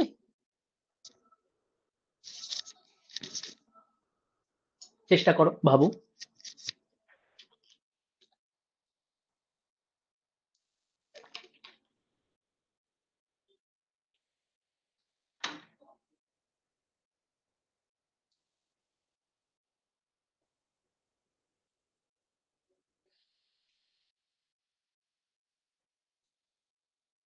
আমি বলে দিচ্ছি, যদি কোনো মেসেজ আসে অবশ্যই সেটা আমি পড়বো। এতদিন ধরে কমন সেন্সিক্যাল নলেজ যেটা বলছিল যে মেয়েদের বেশি পড়াশোনা শেখাস না, ওরা যত বেশি পড়াশোনা শিখবে ওদের চোখ খুলে যাবে, এটা নেগেটিভ টার্মে বলছিল। চোখ খুলে যাবে মিন্স ওরা পিতৃতন্ত্র, প্যাট্রিয়ার্কি, তার যে বাঁধন, শেকল, সেগুলোর বিষয়ে অ্যাওয়্যার হয়ে যাবে, তাই সেগুলো তারা ভেঙে ফেলবে। আর সোশিওলজি যখন বলছে যে হ্যাঁ, নারীরা শিক্ষিতা হলে পরে তারা ডিভোর্স রেট বাড়ছে, তার মানে দে আর এনাফ এম্পাওয়ার্ড। তাই বিয়ের পর যখন শ্বশুর বাড়িতে যাচ্ছে, সেখানে যখন তাকে অপমানমূলক কথা শুনতে হচ্ছে, সে যেহেতু শিক্ষিতা, সে জানে আমি স্বনির্ভর, সে জানে যে আমাকে স্বামীর মানে ঘাড়ের ওপর বসেই খেতে হবে না, আমার নিজের একটা সক্ষমতা আছে, তাই সে সেই বিয়েটা ভেঙে বেরিয়ে যাচ্ছে। একটাই জিনিস, তার দুটো দিক। ওরা বলছিল শিক্ষার সাথে ডিভোর্সের সম্পর্ক অন্যভাবে, সোশিওলজি বলছে শিক্ষার সাথে ডিভোর্সের সম্পর্ক অন্যভাবে। তাহলে দেখা যাচ্ছে গবেষণায় এর আগে যে বা যারা ছিলেন অর্থাৎ আমাদের আগের জেনারেশন বা এখনের অনেক জেনারেশন, নারীরা বিয়ের সম্পর্ক থেকে বেরোতে পারে না, মানে ডোমেস্টিক ভায়োলেন্স বা যাই হোক না কেন, তার কারণ তারা শিক্ষিতা নন।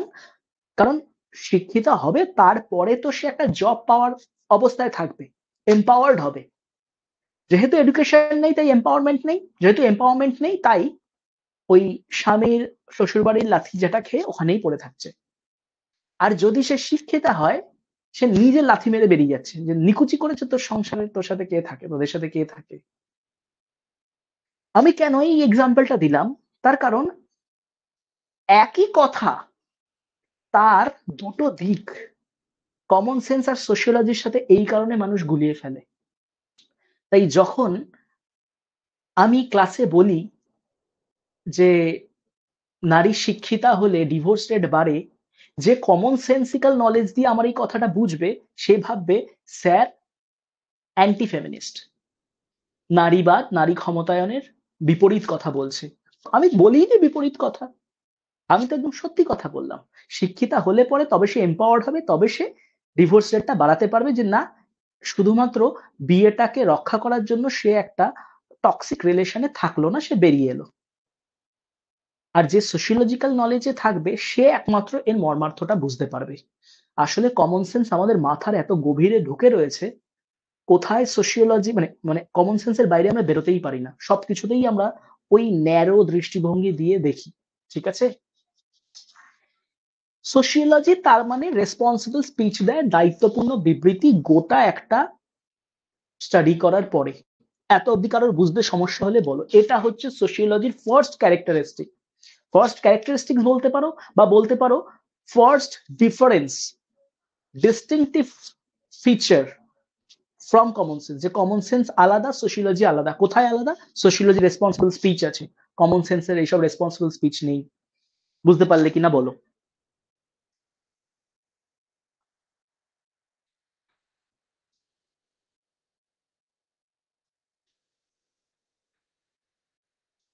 নেক্সট যে জায়গায় সোশিওলজি আলাদা, সেটা হচ্ছে field, size of field, size of field. কেমন সে সাইজ অফ ফিল্ড? মানে তোমার গবেষণার ক্ষেত্র, সোজা ভাষায়। ওই স্কুলের মেয়েগুলো সাংঘাতিক, ওই স্কুলের ছেলেগুলো ছ্যাঁচড়া টাইপের।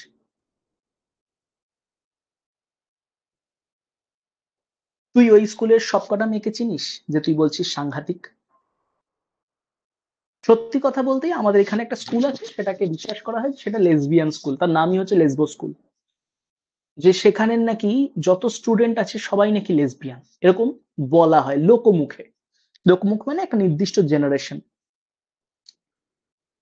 প্রশ্ন হচ্ছে, এই স্কুলের প্রত্যেকটা মেয়ের সেক্সুয়াল ওরিয়েন্টেশন কে চেক করেছে, কে জিজ্ঞাসা করেছে? একটা স্কুলে যদি আমি ধরে নিই 2000 মেয়ে আছে, তাহলে কি 2000 মেয়ের ওপর গবেষণা হয়েছে তাদের সেক্সুয়াল ওরিয়েন্টেশনে? তাহলে কি করে আমরা একটা স্কুলকে দাগিয়ে দিতে পারি? এবার তুমি বলতে পারো, আরে বলিস না, আমার এই স্কুলে 4-5টা বান্ধবী আছে, সেই 4-5 জনই লেসবিয়ান। হম, 4-5 জন। তুমি 2000:4-5 জন করে জিনিসটাকে সমতায় আনার চেষ্টা করছো? Is that possible? Size of field মানে হচ্ছে আমি একটা গবেষণা করছি, সেই গবেষণার ভেতরে সেই গবেষণাটা কতটা পরিধি জুড়ে বিস্তৃত। যেমন আরেকটা এক্সাম্পল যদি দিই, বাঙালি মানে অলস। আচ্ছা তাই? কোন জায়গার বাঙালির ওপর তুমি গবেষণা করেছো? আমি কলকাতার বাঙালি। আচ্ছা, কলকাতার বাঙালি। আর কোথায় কোথায় বাঙালি থাকে? পশ্চিমবঙ্গে। আচ্ছা, আর বাংলাদেশ। আর আর কি করে করবো, আমি কত লোককে চিনি? কলকাতায় আমার 2-3টে বন্ধু থাকে, সারা পশ্চিমবঙ্গে আমার 8-10টা বন্ধু আছে, আর বাংলাদেশে আমার 4-5টা চেনা জানা আছে। এরা সবাই বাঙালি, এদের সাথে আমি কথা বলেছি, এরা বলেছে এরা অলস। আচ্ছা, তো তাহলে এই 4-5 প্লাস 8-10 প্লাস 3-4 এদের ওপর ভিত্তি করে তুমি বলে দিচ্ছ বাঙালি অলস। তা আমি কি এখন এক একটা কথা বলার জন্য গবেষণা করতে বসবো নাকি? যে একটা কথাও আমি বলতে পারবো না? একটা কথার কথা না, কথার কথা বলে কিছু হয় না। কথার কথা বলে কিছু হয় না, যে যখন আমি একটা কমিউনিটি, একটা জেন্ডার, একটা রেসকে দাগিয়ে দিচ্ছি যে এরা এরকমই হয়, তখন কথার কথা বলে কিছু হয় না। তখন সাইজটা ম্যাটার করে, যে তুমি কতজন মানুষের ওপর গবেষণা করে এই নির্দিষ্ট তথ্যে এসেছো। এবার দেখা যায় কমন সেন্সের যে সাইজ অফ ফিল্ড সেটা ছোট। ধরো না তুমি বা তোমরা আজ পর্যন্ত কতজন আহ অন্য ভাষী বা অন্য ধর্মের মানুষের সাথে মিশেছো? অন্য ভাষা, অন্য ধর্ম, অন্য রাজ্যের মানুষের সাথে না মিশেও তোমাদের মনে সেই মানুষগুলোর একটা চিত্র আছে, তাদের বিষয়ে একটা বক্তব্য আছে, নেগেটিভ বা পজিটিভ। কি করে তৈরি হলো?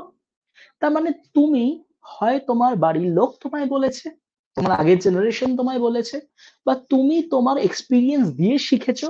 তাহলে কমন সেন্সের সাইজ অফ ফিল্ড সেটা খুব ছোট, ন্যারো।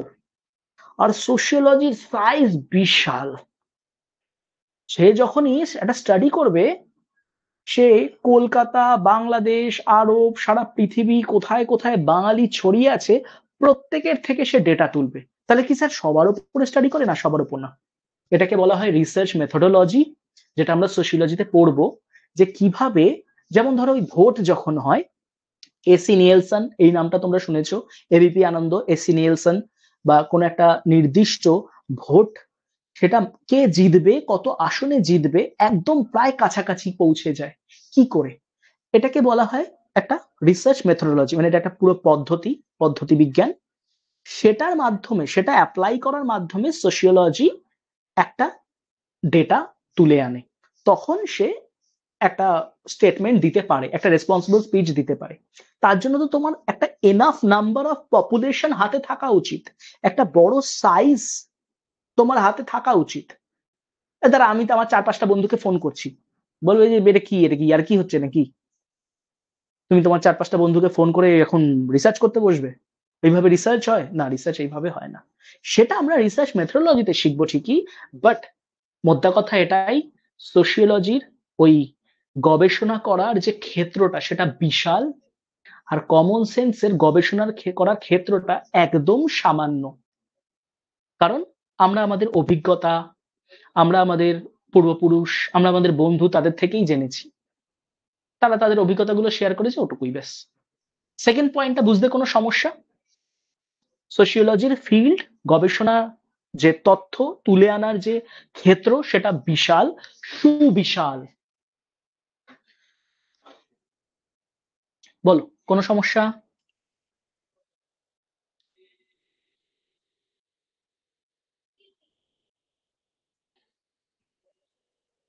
রিসার্চ মেথোডোলজি মানে হচ্ছে এক ধরনের একটা পদ্ধতিবিদ্যা।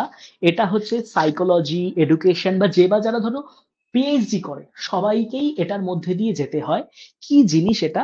কোনো একটা জিনিস আমি প্রমাণ করার চেষ্টা করছি, সাধারণত এটার মাধ্যমেই প্রমাণ করতে হয়। ঠিক আছে? এটা আমাদের সোশিওলজির ফার্স্ট পেপারে পড়ে। আমরা এটা পড়বো মোটামুটি 3 মাসের মাথায় গিয়ে এটা পড়বো আমরা। সেইখানেই বুঝবো যে এই যে এত গবেষণা হচ্ছে, এত তথ্য উঠে আসছে, কিভাবে সোশিওলজিতে গবেষণা হয়। এবার তার জন্য তোমাদের স্ট্যাট শিখতে হবে না, মিন, মিডিয়ান, মোড, কোয়ার্টাইল ডেভিয়েশন, টি টেস্ট, এইসব কিচ্ছু শিখতে হবে না।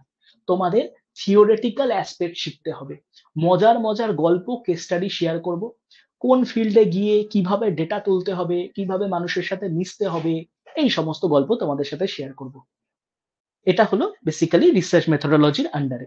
তো সোশিওলজি রিসার্চ মেথোডোলজি আছে, তার ফিল্ড বিশাল বড়। সে যেখান থেকে খুশি চায় ডেটা তুলে নিয়ে আসতেই পারে, কমন সেন্স সেটা পারে না। স্যার, রেসপন্সিবল স্পিচের মধ্যে তাহলে ওই নেগেটিভ ওয়ে অফ থিঙ্কিং আর পজিটিভ ওয়ে অফ থিঙ্কিংটা পড়ছে? সোশিওলজিতে রেসপন্সিবল স্পিচে, খুব ভালো প্রশ্ন করেছো। সোশিওলজির আসলে যা তুলে ধরছে তা নেগেটিভ না পজিটিভ, সেটা বিচার করার দায়িত্ব তোমার। সে শুধু তুলে ধরবে। সোশিওলজিতে কোনো ঠিক ভুল, উচিত অনুচিত, সত্য মিথ্যা, নেগেটিভ পজিটিভ কিচ্ছু হয় না। হ্যাঁ, সোশিওলজিতে ঠিক ভুল, উচিত অনুচিত, সত্য মিথ্যা, নেগেটিভ পজিটিভ কিচ্ছু হয় না। সোশিওলজি স্টাডি করে, যা দেখতে পাচ্ছে তুলে ধরে। তার ভেতরে তুমি কোথায় নেগেটিভ খুঁজবে, কোথায় পজিটিভ খুঁজবে, এটা মানুষের উপর ডিপেন্ড করে। সোশিওলজি কোনোদিনও এইসবে ঢোকে না। সে যেটা হচ্ছে সেটা তুলে ধরে। আমি এখন যেটা বললাম বুঝতে পারলে? যদি না বুঝে থাকো, সময়ের সাথে সাথে বুঝবে। সোশিওলজি কোনোদিনও ঠিক ভুল, উচিত অনুচিত, সত্য মিথ্যা এই কমেন্ট করে না। সে তুলে ধরলো। তুলে ধরা এক বিষয়, আর মানুষ সেটাকে বাজে বলছে না ভালো বলছে, ঠিক বলছে না ভুল বলছে, সেটা মানুষের ব্যাপার। দার্শনিক কথা নয়, জটিল কথাও নয়, খুব সরল কথা। যখন ধীরে ধীরে এগোবো তখন হয়তো এই কথাটা রিয়েলাইজ করতে পারবে।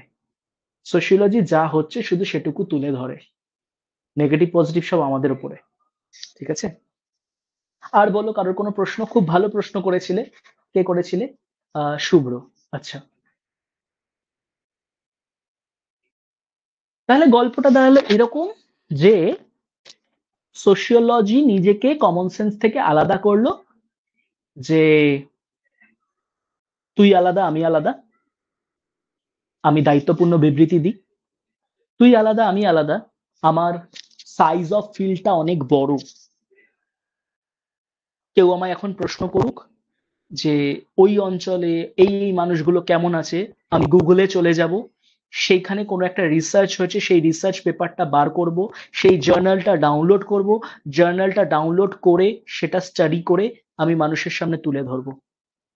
কমন সেন্স, তুই এটা পারবি? কমন সেন্স বলে পাগল নাকি? আমার খেয়ে দিয়ে কাজ নাই? আমি এখন নাকি যাব কোন গুগলের যে স্টোরে, সেখানে গিয়ে নাকি জার্নাল ডাউনলোড করে সেগুলো স্টাডি করে এখন মানুষকে গল্প শোনাতে বসবো? পাগল। থার্ড, তৃতীয় যে পার্থক্য থাকে, সোশিওলজি একটা মানে পার্থক্য গড়ে তোলে। পার্সপেক্টিভ লিখলাম, কিন্তু এই জায়গায় আরেকটা জিনিসও লেখা যায়, সেটা হচ্ছে the way of looking. The way of looking একটা পার্টিকুলার থিং। আমি কিভাবে দেখছি, আমি কিভাবে দেখছি।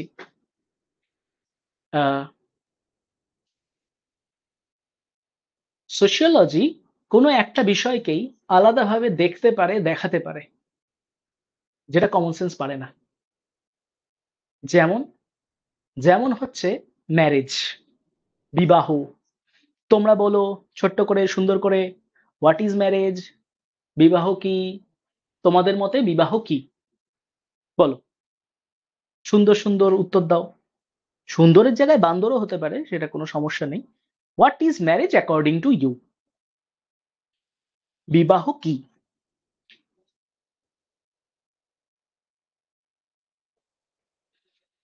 এবার কেউ আবার বলো না যে স্যার আমি তো বিয়ে করিনি, তাই না ব্যাপারটা বলতে পারছি না। আমরা বিয়েটা করিনি স্যার, তারপর না বলতে পারবো বিবাহটা কি, এরকম বলো না কেউ।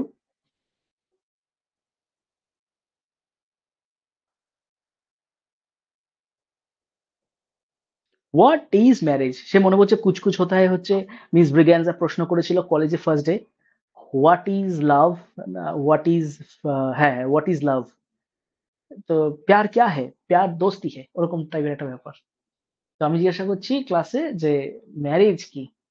যদি দম হৃদয় মম, মানে কি কি লিখলে শুভ্র, যে তুমি তোমার মানি ব্যাগটা দিলে তাহলে আমি তোমায় সোনার গয়না দেবো, এরকম কিছু একটা ব্যাপার বললে কি? যদি দম হৃদয়ং নম তদিদং হৃদয়ং তব, এর মানেটা কি? আমি তো জানি এটাই যে তুমি আমাকে তোমার সৌন্দর্য দাও, আমি তোমাকে আমার মানি ব্যাগ দেবো। বিশ্বাসের বন্ধন, বাহ! এটা তো মনে হচ্ছে যে মানে অঞ্জন চৌধুরীর কোন একটা সিনেমার নাম।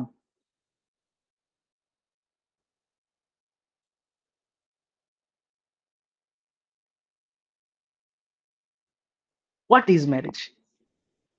দেখো, ম্যারেজের কনসেপ্টটা আমাদের সোসাইটিতে যেটা, সেটা হচ্ছে যে ম্যারেজ খুব ভালো জিনিস, করতে হয়, নইলে পিছিয়ে পড়তে হয়। ঠিক আছে? ম্যারেজ মানে হলো দুটো আত্মা, দুটো শরীর একত্রিত হবে, একটা সম্পর্ক, শুধু দুটো মানুষের মধ্যে না, একটা পরিবারের মধ্যে ৭ জন্মের সম্পর্ক। এইরকম অনেকগুলো ছোট, ছোট মিষ্টি, মিষ্টি কথা ম্যারেজ হিসাবে আমরা জানি। ছোটবেলা থেকে যে বা যারা বলিউড সিনেমা দেখে বড় হয়েছে, তারা এই বিষয়টা আরো বেশি ভালো জানবে বা বুঝবে। যে ম্যারেজ মানে দুটো আত্মার মিল, ঠিক আছে? দুটো পরিবার একত্রিত হয়। ইট ইস। সোশিওলজি বলল, ব্যাক ভুলভাল কথা বলার জায়গা পায় না। সোশিওলজি বলছে marriage is a tool of patriarchy. এটা পিতৃতন্ত্রের একটা হাতিয়ার। তোরা যেমন ওই অ্যামাজন নেটফ্লিক্স এর সাবস্ক্রিপশন নিস, প্যাট্রিয়ার্কি ম্যারেজের মাধ্যমে সাবস্ক্রাইবড হয়। অর্থাৎ কোনো একটি মেয়ে যে নিজের বাবা মায়ের কাছে জীবনেও মানে ছেলে হিসাবে বা মেয়ে হিসাবে ট্রিট হয়নি, মানে মেয়েটাকেও তারা একদম মানে যে একটা সন্তান হিসাবেই ট্রিট করেছে, কখনো এইভাবে ট্রিট করেনি যে এ মেয়ে বলে এগুলো করবে না, এ মেয়ে বলে এগুলো পড়বে না, এ মেয়ে বলে এগুলো খাবে না, এইভাবে কোনোদিনও ট্রিট করেনি। বিবাহের মাধ্যমে সেই মেয়েটা প্যাট্রিয়ার্কির গ্রিপে চলে আসে। যে 22-23 বছর বা 24-25 বছর খুব তো তুই উড়েছিস, এবার আয়। ফার্স্ট যেটা হয় সেটা হচ্ছে যে সে নিজের পরিবার ছাড়ছে। সে আহ, এমন কিছু নিয়ম মেনে চলছে যেগুলো ছেলেদের ফলো করতে হচ্ছে না। সে একটা অন্য এলিয়ান পরিবারে গিয়ে থাকছে, নিজের পদবি চেঞ্জ করছে, তার স্বামী বা শ্বশুরের ইচ্ছায় সে কনসিভ করতে, মানে শ্বশুর বাড়ির ইচ্ছায় কনসিভ করতে বাধ্য হচ্ছে। এবার তুমি বা তোমরা বলতে পারো যে স্যার এখানে প্যাট্রিয়ার্কি কোথায়, এটা তো স্যার নিয়ম। এক্স্যাক্টলি। সোশিওলজি বলে এই নিয়মটা কে বানিয়েছে? যে নিয়মগুলো সব ছেলেদের পক্ষে এবং মেয়েদের বিপক্ষে, এই নিয়মটা বানিয়েছে কে? তাহলে সোশিওলজি কি করে? এই যে বললাম পার্সপেক্টিভ থার্ড, কোন একটা জিনিস যা আমি ছোটবেলা থেকে খুব সুন্দর, মিষ্টি, রোমান্টিক, কিউট বলে জেনে এসেছি, সেটা তার ভেতরে কতটা ক্রিটিক্যাল অ্যাঙ্গেল আছে, কমপ্লিকেসি আছে, এগুলো আমাদের সামনে তুলে ধরে। আবার উল্টোটাও। তার মানে একটা ঘটনা, সেটাকে আমি কিভাবে দেখছি। ধরো বৃষ্টি পড়েছে, বৃষ্টি পড়েছে, কি রোমান্টিক ওয়েদার, একটু পকোড়া একটু কফি। তুমি বৃষ্টিকে এভাবে দেখছো। কেউ আবার বৃষ্টিকে এভাবে দেখতেই পারে যে ইস, বৃষ্টি পড়লো, গ্রামের মানুষগুলো তাদের ফসলগুলো সব নষ্ট হয়ে যাবে। দেখো এইভাবে কোনোদিন আমরা ভাবিইনি। একটাই ঘটনা, বৃষ্টি পড়ছে। বৃষ্টি পড়ছে মানে ভেবো না বৃষ্টি কোনো মেয়ের নাম এবং সে পড়তে বসেছে, সেটা আমি বলছি না। বৃষ্টি পড়ছে মানে রেন রেন, ঠিক আছে? উম, তো বৃষ্টি পড়ছে, একটাই ঘটনা, সেটাকে দেখো আলাদা কিভাবে দেখছি আমি। একটাই ঘটনা, বিবাহ আলাদাভাবে কিভাবে দেখছি আমি। সোশিওলজি আলাদা দৃষ্টিভঙ্গিটা আমাদের সামনে তুলে ধরে। একটাই ঘটনা। এবার তুমি আমাকে বললো যে স্যার আমি আপনাকে একটা ঘটনা বলছি, তাহলে আপনি এটাকে একটু আলাদাভাবে দেখান তো। হ্যাঁ, সোশিওলজি এটাই করে যে আমাদের চোখের সামনে যে বিষয়টা রয়েছে তারই একটা অন্য পার্সপেক্টিভ, মানে লেম্যান পার্সপেক্টিভের বাইরেও, কমন সেন্সিক্যাল পার্সপেক্টিভের বাইরেও যেটা পার্সপেক্টিভ আছে সেটা তুলে ধরে। বিবাহটা বললাম, আমরা মনে করি পিতৃতন্ত্রে নারীরাই সবচেয়ে বেশি অপ্রেসড হয়। এটা হচ্ছে কমন সেন্সিক্যাল ভিউ।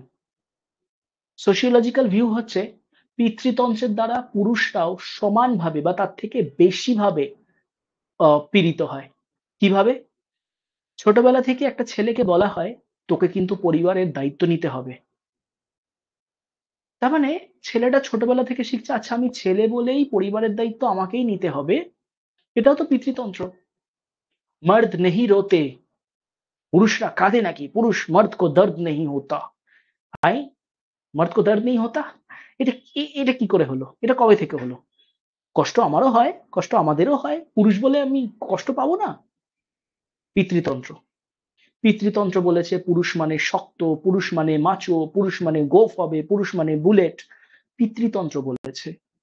তাই ছেলেরা একটা কচ্ছপের খোলসের মধ্যে নিজেকে আবদ্ধ করে রেখে দেয়। না আমাকে চাকরি করতে হবে, বড় হতে হবে, অনেক টাকা কামাতে হবে।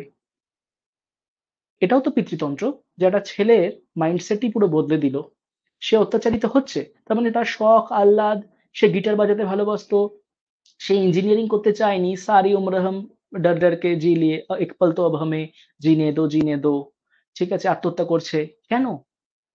পিতৃতন্ত্র, তার উপর দায়িত্ব, সংসারের বোঝা। ওই যে শর্মন যোশী ছিল থ্রি ইডিয়টস এ, ওর বোন বাড়িতে বসে আছে, ওর বোনের বিয়ে দিতে হবে তাই ও পড়াশোনা করছে। কই একবারও তো বললো না, কই বোনেরও তো দায়িত্ব পরিবারটাকে দাঁড় করানো, তো বোনও কাজ করুক। That is patriarchy. বলো, বুঝতে পারলে কি পারলে না?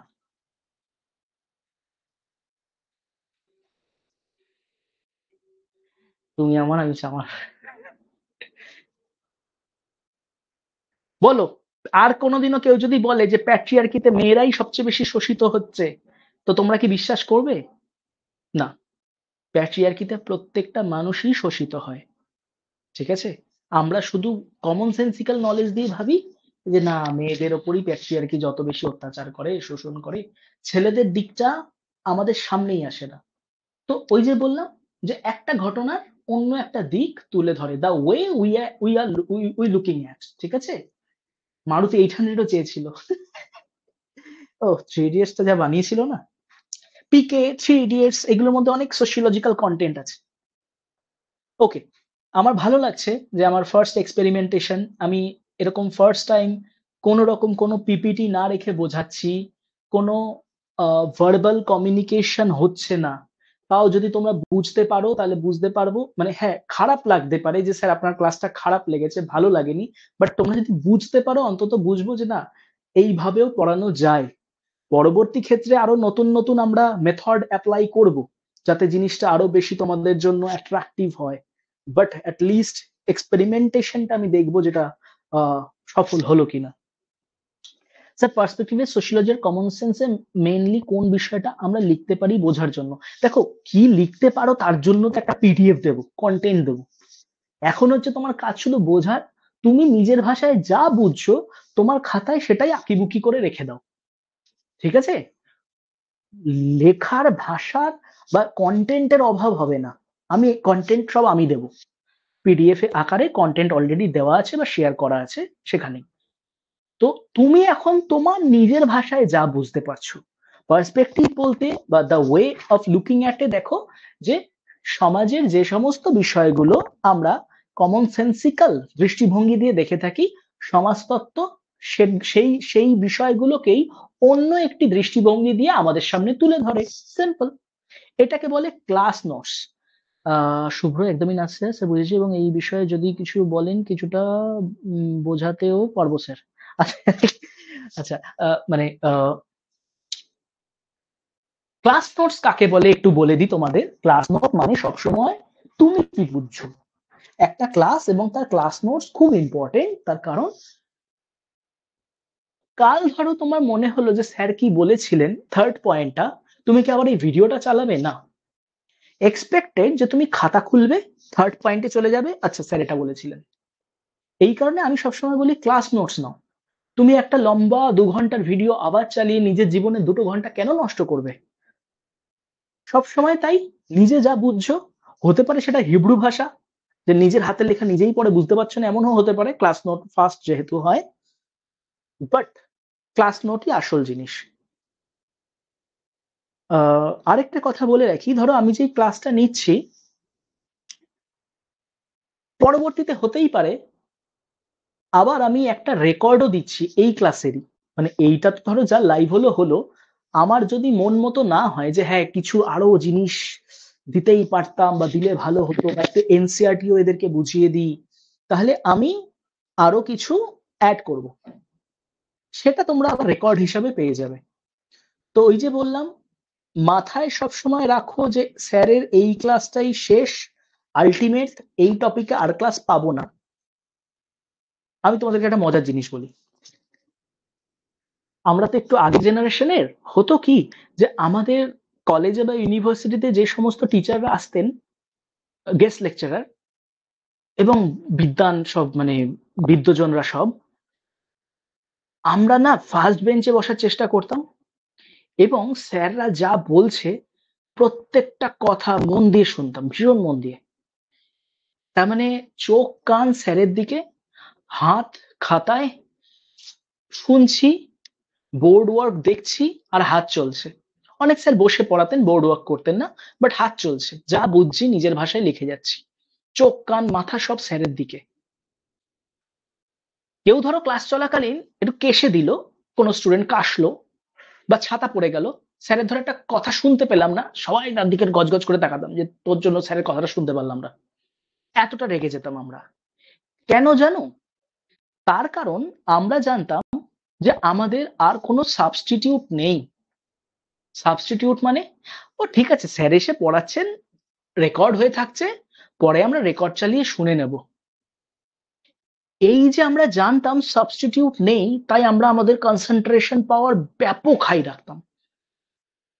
তাই আজ থেকে 10-15 বছর আগে স্যারেরা কি এক্সাম্পল দিয়েছিলেন আজও মনে আছে। কেউ যদি ধরে নেয় না আমার একটা সাবস্টিটিউট আছে, তার মাথা ঘুমিয়ে পড়ে হাফ। সাবস্টিটিউট আছে, রেকর্ড তো পেয়ে যাব। ও একটা কথা শুনতে পেলাম না, ঠিক আছে আবার তো রেকর্ডে দেখে নেব। রেকর্ড আর দেখা হয় না, কনসেন্ট্রেশন আর আসে না।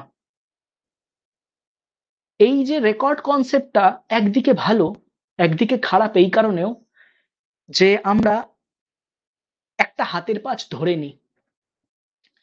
এবং এই জিনিসটা আমি তোমাদের এই ক্ষেত্রেও বলবো, চাকরির ক্ষেত্রে যদি তোমরা ওই অ্যাসপিরেন্ট বলে একটা ওয়েব সিরিজ এসেছিল সেটা যদি দেখে থাকো, সেখানে বলবে যে প্ল্যান বি। কেউ কেউ আছে বলে আমি প্ল্যান বি রাখতেই চাই না। সাবস্টিটিউট রাখলে আমাদের মাথা হালকা হয়ে যায়, হাল ছেড়ে দেয়, অর্ধেক শুয়ে পড়ে। এটা চাই মানে এটাই চাই, এটাই আমার প্ল্যান এ, এটাই আমার প্ল্যান জেড, এর বাইরে আর কিচ্ছু না। তো চেষ্টা করো জীবনে কোনো মানুষ হোক বা কোনো চাকরির পরীক্ষা হোক বা কোনো ক্লাস হোক, এটা ধরে নিতে যে এর কোনো সাবস্টিটিউট নেই, যা আছে এটাই আছে, এখান থেকেই আমি সেরাটা শিখে নেব। এটা তোমাদের যে ওই মেন্টাল স্ট্রেংথ, সময়ের উপযোগিতা, এগুলো বাড়াতে খুব সাহায্য করবে। ঠিক আছে? ওকে, দেখি কি কি কোনো কমেন্ট এসছে কিনা। এক্স্যাক্টলি এই ঘটনাটাই আমার সাথে এখন ঘটেছে স্যার। আমি যেটা বুঝেছি সেটা লিখতে গিয়ে আমার হাত থেকে ফোনটা পড়ে যায় আর আমি গুলিয়ে ফেলেছিলাম। আচ্ছা অজয় স্যার, লাইভ ক্লাসের রুটিনটা প্রোভাইড করলে ভালো হয়। ওকে অজয়, লাইভ ক্লাসের রুটিন হচ্ছে প্রত্যেক শনিবার দিন করে ক্লাস থাকবে। আজকে যেমন তোমাদের সোশিয়োলজি অ্যান্ড কমন সেন্স ছিল, আগামী সপ্তাহগুলোতে কি কি থাকবে সেটা আমি তোমাদেরকে বলে দেবো, রুটিন দিয়ে দেবো। আর এটাও বলে রাখলাম যে কোনো কোনো ক্লাসের তোমরা লাইভ তো পাবেই, রেকর্ডও পাবে। এবার কোনো ক্লাসের হয়তো লাইভের আগে রেকর্ড পাবে, কোনো ক্লাসের হয়তো লাইভের পরে রেকর্ড পাবে। রেকর্ড আমি কেন দিই, তার কারণ আমার মনে হয় যে লাইভ যেটা, সেইখানে আমি চেষ্টা করি জিনিসটাকে যতটা লুসিড ভাবে হয় তোমাদেরকে বুঝিয়ে দিতে, আর রেকর্ডে আমি আরেকটু ডেপথে যাব। এটা একটু উল্টো প্রসেস। আমি সাধারণত যেটা করি, রেকর্ড দিয়ে দিই, স্টুডেন্টরা রেকর্ড দেখে আসে, তারপর লাইভে ডাইনামিকে যাই। বাট আমি যেটা করব সেটা হচ্ছে এখন থেকে লাইভে আমি লুসিড ভাবে বোঝাবো আর রেকর্ডে আমি ডেপথে যাব। এটা আমার মনে হলো যে তোমরা যে স্ট্রাকচারে আছো তার জন্য বেশি ভালো হবে। অর্থাৎ লাইভে আসছো, বিষয়টা ছোট্ট করে বুঝে নিচ্ছ, হালকা করে বুঝে নিচ্ছ বা এন্ট্রান্স পয়েন্টটা জেনে যাচ্ছ, তারপর রেকর্ডে সেখানে ডাইনামিক অংশে ঢুকে আমরা পুরো বিষয়টাকে আলোচনা করছি। দেখো হোয়াটসঅ্যাপ গ্রুপ কি হবে বা বা মানে টেলিগ্রাম গ্রুপ কি হবে, এগুলো আমি বাসুদেবের সাথে কথা বলি, তোমাদের জানাতে পারবো। ঠিক আছে? হ্যাঁ, স্যাটারডে রাত 9টা করেই তোমাদের টাইম, এই সময় তোমাদের ক্লাস হবে। ঠিক আছে, আমরা আর দেখি আর কোনো কমেন্ট এসছে কিনা। না, হ্যাঁ স্যার, ক্লাস নোটের জন্য কনসেপ্ট একদম ক্লিয়ার। ওকে, ঠিক আছে, চলো এবার আমরা লাস্ট টপিক নিয়ে আলোচনা করবো, লাস্ট যে পার্থক্যটা সোশিওলজি নিজের সাথে ক্রিয়েট করেছে। তাহলে একবার রিভিশন দিই। ফার্স্ট হচ্ছে সোশিওলজি দায়িত্বপূর্ণ বিবৃতি দেয়। সেকেন্ড হচ্ছে সোশিওলজি যে ওই গবেষণার ক্ষেত্র সেটা বিশাল বড়। তৃতীয় হচ্ছে সোশিওলজি কোনো একটি বিষয়কে অন্য দৃষ্টিভঙ্গি দিয়ে দেখায়, যেটা সাধারণত লেম্যানদের মধ্যে থাকে না। লাস্ট যেটা, সেটা আমার খুব মানে ফেভারিট, ঠিক আছে? লাস্ট যে ডিস্টিংটিভ ফিচার সোশিওলজির আছে, যেটা আর কারণ নেই, সেটা হচ্ছে ডি ফ্যামিলিয়ারাইজ। ফ্যামিলিয়ার, ফ্যামিলিয়ার, তার সাথে আইজ, de familiarise the familiar. De familiarise the familiar একটু টাং টুইস্টার হতে পারে, মানেটা বুঝিয়ে দিচ্ছি তারপর সোজা হয়ে যাবে। গল্পটা হচ্ছে যাহা আমার তাহা ভালো, যাহা অন্যের তাহা খারাপ। যাহা আমার তাহা ভালো মানে আমরি বাংলা ভাষা, বাংলা ভাষা সবচেয়ে মিষ্টি, সবচেয়ে সুন্দর, আমার কলকাতা, আমার ফুচকা, আমার দুর্গাপূজা, আমার সব ভালো। যা আমার, আমার সংস্কৃতি, আমার ভাষা, আমার ঐতিহ্য, আমার সব ভালো। অন্যেরটা এস বাবা, মানে চাইনিজরা সাপ খায়, এ বাবা, ইস ছোটলোক। কোন এক স্পেসিফিক ট্রাইব, তারা একটা নির্দিষ্ট পশু খায়, ছি ছি ছি ছি ছি ছি।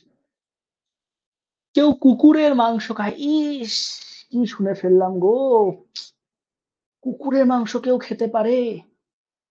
আহারে বেচারা প্রাণী। খাসি খাই না অনেকদিন, মাটন খেতে হবে। হ্যাঁ, ওটাও চারপে এটাও চারপে, তাতে কি হয়েছে? কুকুরকে খাওয়া যায়, ইস চোখটা কি মায়াবী। বেটা ছাগলের চোখ দেখেছিস কখনো? তার থেকেও বেশি মায়াবী। গল্পটা হচ্ছে এটাই, যে যা আমাদের তাই ভালো, যা অন্যের তা খারাপ, বাজে, এই যে কনসেপ্টটা, সেটা কিন্তু কমন সেন্সিক্যাল পার্সন বা লেম্যানদের মধ্যেই থাকে।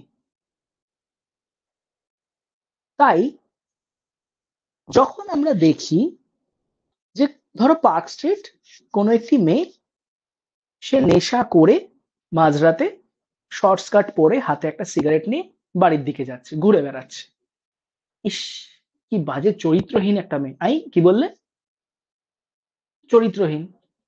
সে স্কার্ট পরেছে, হাতে একটা সিগারেট আছে, নেশা করেছে, এর সাথে চরিত্রর কি সম্পর্ক? চরিত্র কোথা থেকে এলো? এই সিনারিওটাই যদি একটা ছেলে করতো, ছেলেদের তো দেখেছি রাস্তাঘাটে মদ খেয়ে একদম ল্যান্ড করে গেছে, ড্রেনের ভেতরে ঢুকে গেছে। ওই তখন তো তুমি বলো না বা ভাবো না, বা তাদের যে পোশাকটা থাকে সেই পোশাক খুলে মাথায় উঠে গেছে, তখন তো বলো না ইস একটা মানে দুশ্চরিত্র পুরুষ। তো নারীকে সেম সিচুয়েশনে দেখলে দুশ্চরিত্রা নারী টার্মটা মাথায় আসে, পুরুষদের দেখলে পরে কেন দুশ্চরিত্র পুরুষ কথাটা মাথায় আসে না? গল্পটার কিছুই না, গল্পটা হচ্ছে এরকম, যে যেটা আমাদের চোখের যত সামনে থাকে সেটা আমাদের তত প্রিয়, আর যে জিনিসটা আমাদের চোখের যত দূরে সেই জিনিসটা আমাদের তত অপ্রিয়। এতে হয় কি, যা আমার তা ভালো, আর যা আমার না সেগুলো খারাপ। এই যে এত তোমরা বিদ্বেষ দেখতে পারো অন্য ধর্মের প্রতি, অন্য সম্প্রদায়ের প্রতি, অন্যের ভাষার প্রতি, তার রিজন এটাই। ভালো খারাপ এই বিচারটা আসছে কি করে? গল্পটা তো হওয়া উচিত যে তুই আলাদা আমি আলাদা, তোর ভাষা আলাদা আমার ভাষা আলাদা, তোর খাদ্যাভ্যাস আলাদা আমার খাদ্যাভ্যাস আলাদা, আমারটা ভালো তোরটা খারাপ। এই গল্পটা এলো কোথা থেকে, আসছে কেন?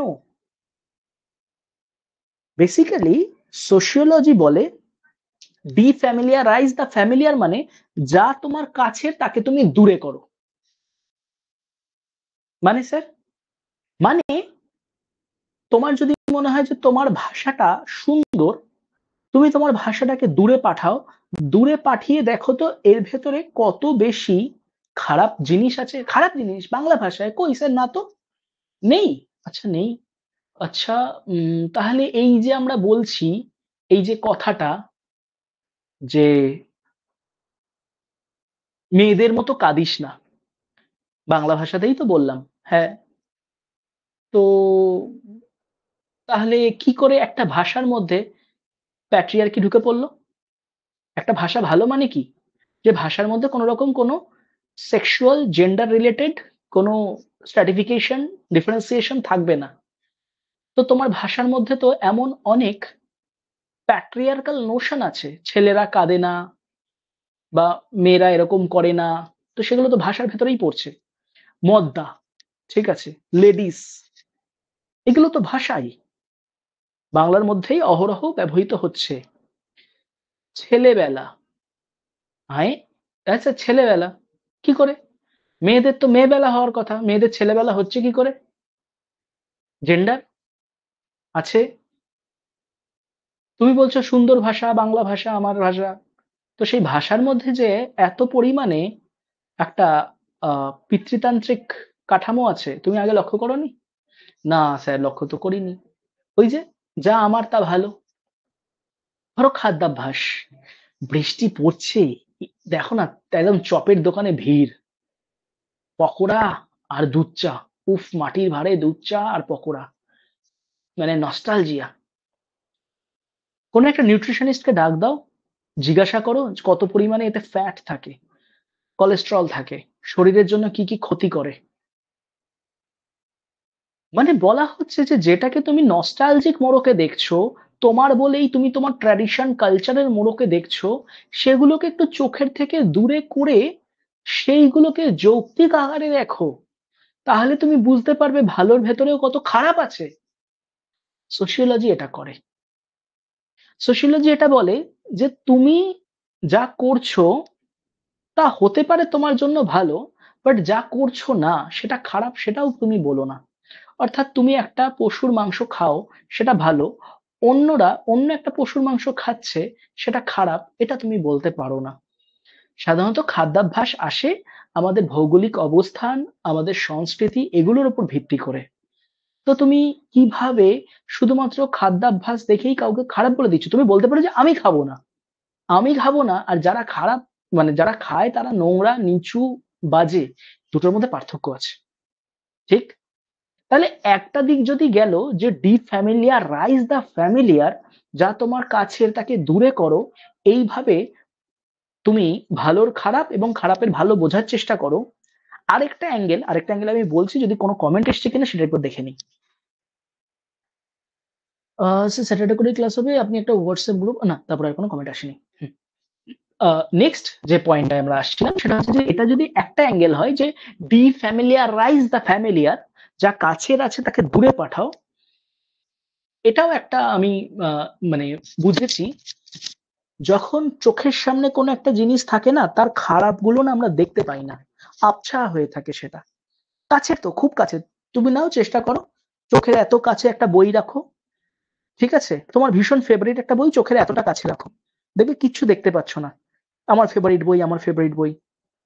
তারপর তুমি দূরে করো, যত দূরে করবে সেই বইয়ের কালার, সেই বইয়ের টেক্সচার, সেখানে কোনো শব্দগত ভুল আছে কিনা সব তোমার কাছে ক্লিয়ার হয়ে যাবে। সিম্পল। যা সামনে তা দূরে করো, এটা যদি একটা অ্যাঙ্গেল হয়। নেক্সট অ্যাঙ্গেল হচ্ছে এটারই, যা দূরে আছে তাকে কাছে আনো। যা দূরে আছে, যাকে এতদিন তুমি দুচ্ছাই করেছো, সেইটাকে কাছে আনার চেষ্টা করো। দেখো যেটাকে তুমি খারাপ ভাবতে, তার মধ্যেও ভালো কিছু আছে। আমি একটা ফেসবুকে কমেন্ট শেয়ার করব তোমাদের সাথে, সেটা হচ্ছে যে কেউ একজন লিখেছে কোনো রাজনৈতিক কোনো একটা বিষয়, ঠিক আছে, তো আমি তাকে রিপ্লাই দিলাম যে আমার সাথে তো রাজনৈতিক আলোচনা কেউ করেই না, আমার সাথে রাজনৈতিক আলোচনা, ধর্মীয় আলোচনা কেউ করে না। তার কারণ হচ্ছে, যে যখনই কোনো রাজনৈতিক বা ধর্মীয় আলোচনা করতে আসে আমি তাকে বলি, দেখ বস, তুই যে ধর্ম থেকে বিলং করছিস, আগে তার 5টা নিন্দা কর, আর তুই যে ধর্মকে পছন্দ করিস না তার 5টা প্রশংসা কর। এই ক্ষমতা যদি তোর মধ্যে থাকে, তবে তোর সাথে আমি ধর্ম নিয়ে যুক্তি তক্কতে বসবো। রাজনীতির ক্ষেত্রেও একই বিষয়। তুই যে রাজনৈতিক মতাদর্শে বিশ্বাস করিস সেটার 5টা নিন্দা কর, আর তুই যে রাজনৈতিক মতাদর্শকে পছন্দ করিস না তার 5টা প্রশংসা কর, তবে আমি তোর সাথে রাজনৈতিক বার্তালাপে বসবো। আর তোর যদি ক্ষমতাই না থাকে যে 5টা নিন্দা 5টা প্রশংসা করার, তাহলে তোর মানুষ হিসাবে যুক্তিবোধই নেই। তার কারণ এমন কোনো দল হতে পারে না, এমন কোনো ধর্ম কোনো ভাষা হতে পারে না যার 5টা ভালো দিক নেই আর যার 5টা খারাপ দিক নেই। আর সেটা বোঝার ক্ষমতা যদি তোর না থাকে, তাহলে তোর মধ্যে সেই যুক্তিবোধের অভাব আছে, তোর সাথে আমি আর কি কথা বলবো।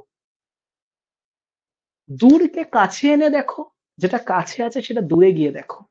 এইভাবেই এই 4টে প্রসেস যদি আমরা অ্যাপ্লাই করতে পারি, সোশিওলজি কবে কমন সেন্সকে পেছনে ফিরে সামনের দিকে এগিয়ে যাবে আমরা ধরতে পারবেন না, ধরতে পারবো না। ঠিক আছে, এই কনসেপ্টটা কার? Basically Zygmunt Bauman, ZYGMUND, Zygmunt, Zygmunt Bauman. PDF এ অলরেডি আমি প্রোভাইড করেছি নাম সমেত। জিগমুন্ড বমেন, BAUMAN, জিগমুন্ড বমেন বলে এক ভদ্রলোক, তার বইতে তিনি এইভাবে বিষয়টাকে তুলে ধরেছিলেন। কমন সেন্সের বিষয় আন্দ্রেবেতেও কিছু না কিছু লিখেছেন, জিগমুন্ড বমেন লিখেছেন, গিডেন্স লিখেছেন, অনেকেই অনেক কিছু লিখেছেন। বাট সবসময় আমাদের মাথায় রাখতে হবে যে একটা বেস। বেস কি? প্রশ্ন আসে সোশিওলজিতে, WBCS A, relationship between sociology and common sense, এই প্রশ্নটাই আসে। রিলেশনশিপ মানে কি? রিলেশনশিপ মানে শুধুই সিমিলারিটিজ? Not necessary. রিলেশনশিপ মানে similarities as well as ডিসিমিলারিটিজ।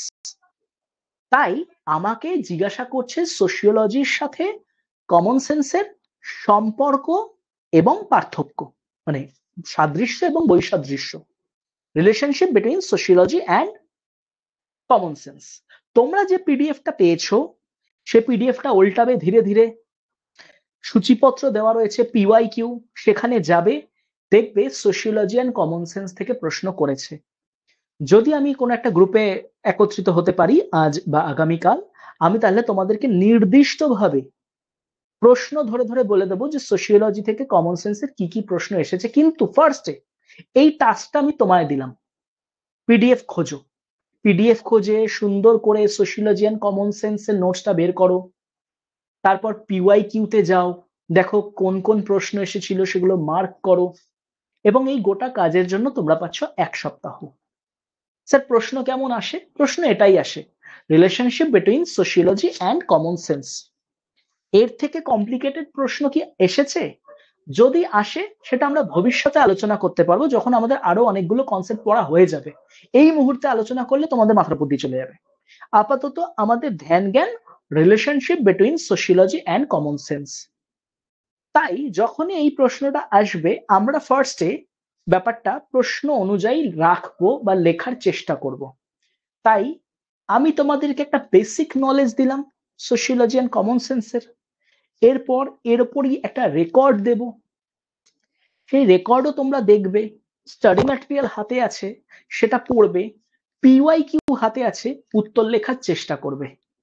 Sir কিভাবে লিখবো একটু বলে দিন না? যতক্ষণ না তুমি লিখছো ততক্ষণ বলতে পারবো না কিভাবে লিখবে। ভুল না করলে ঠিক করা যায় না।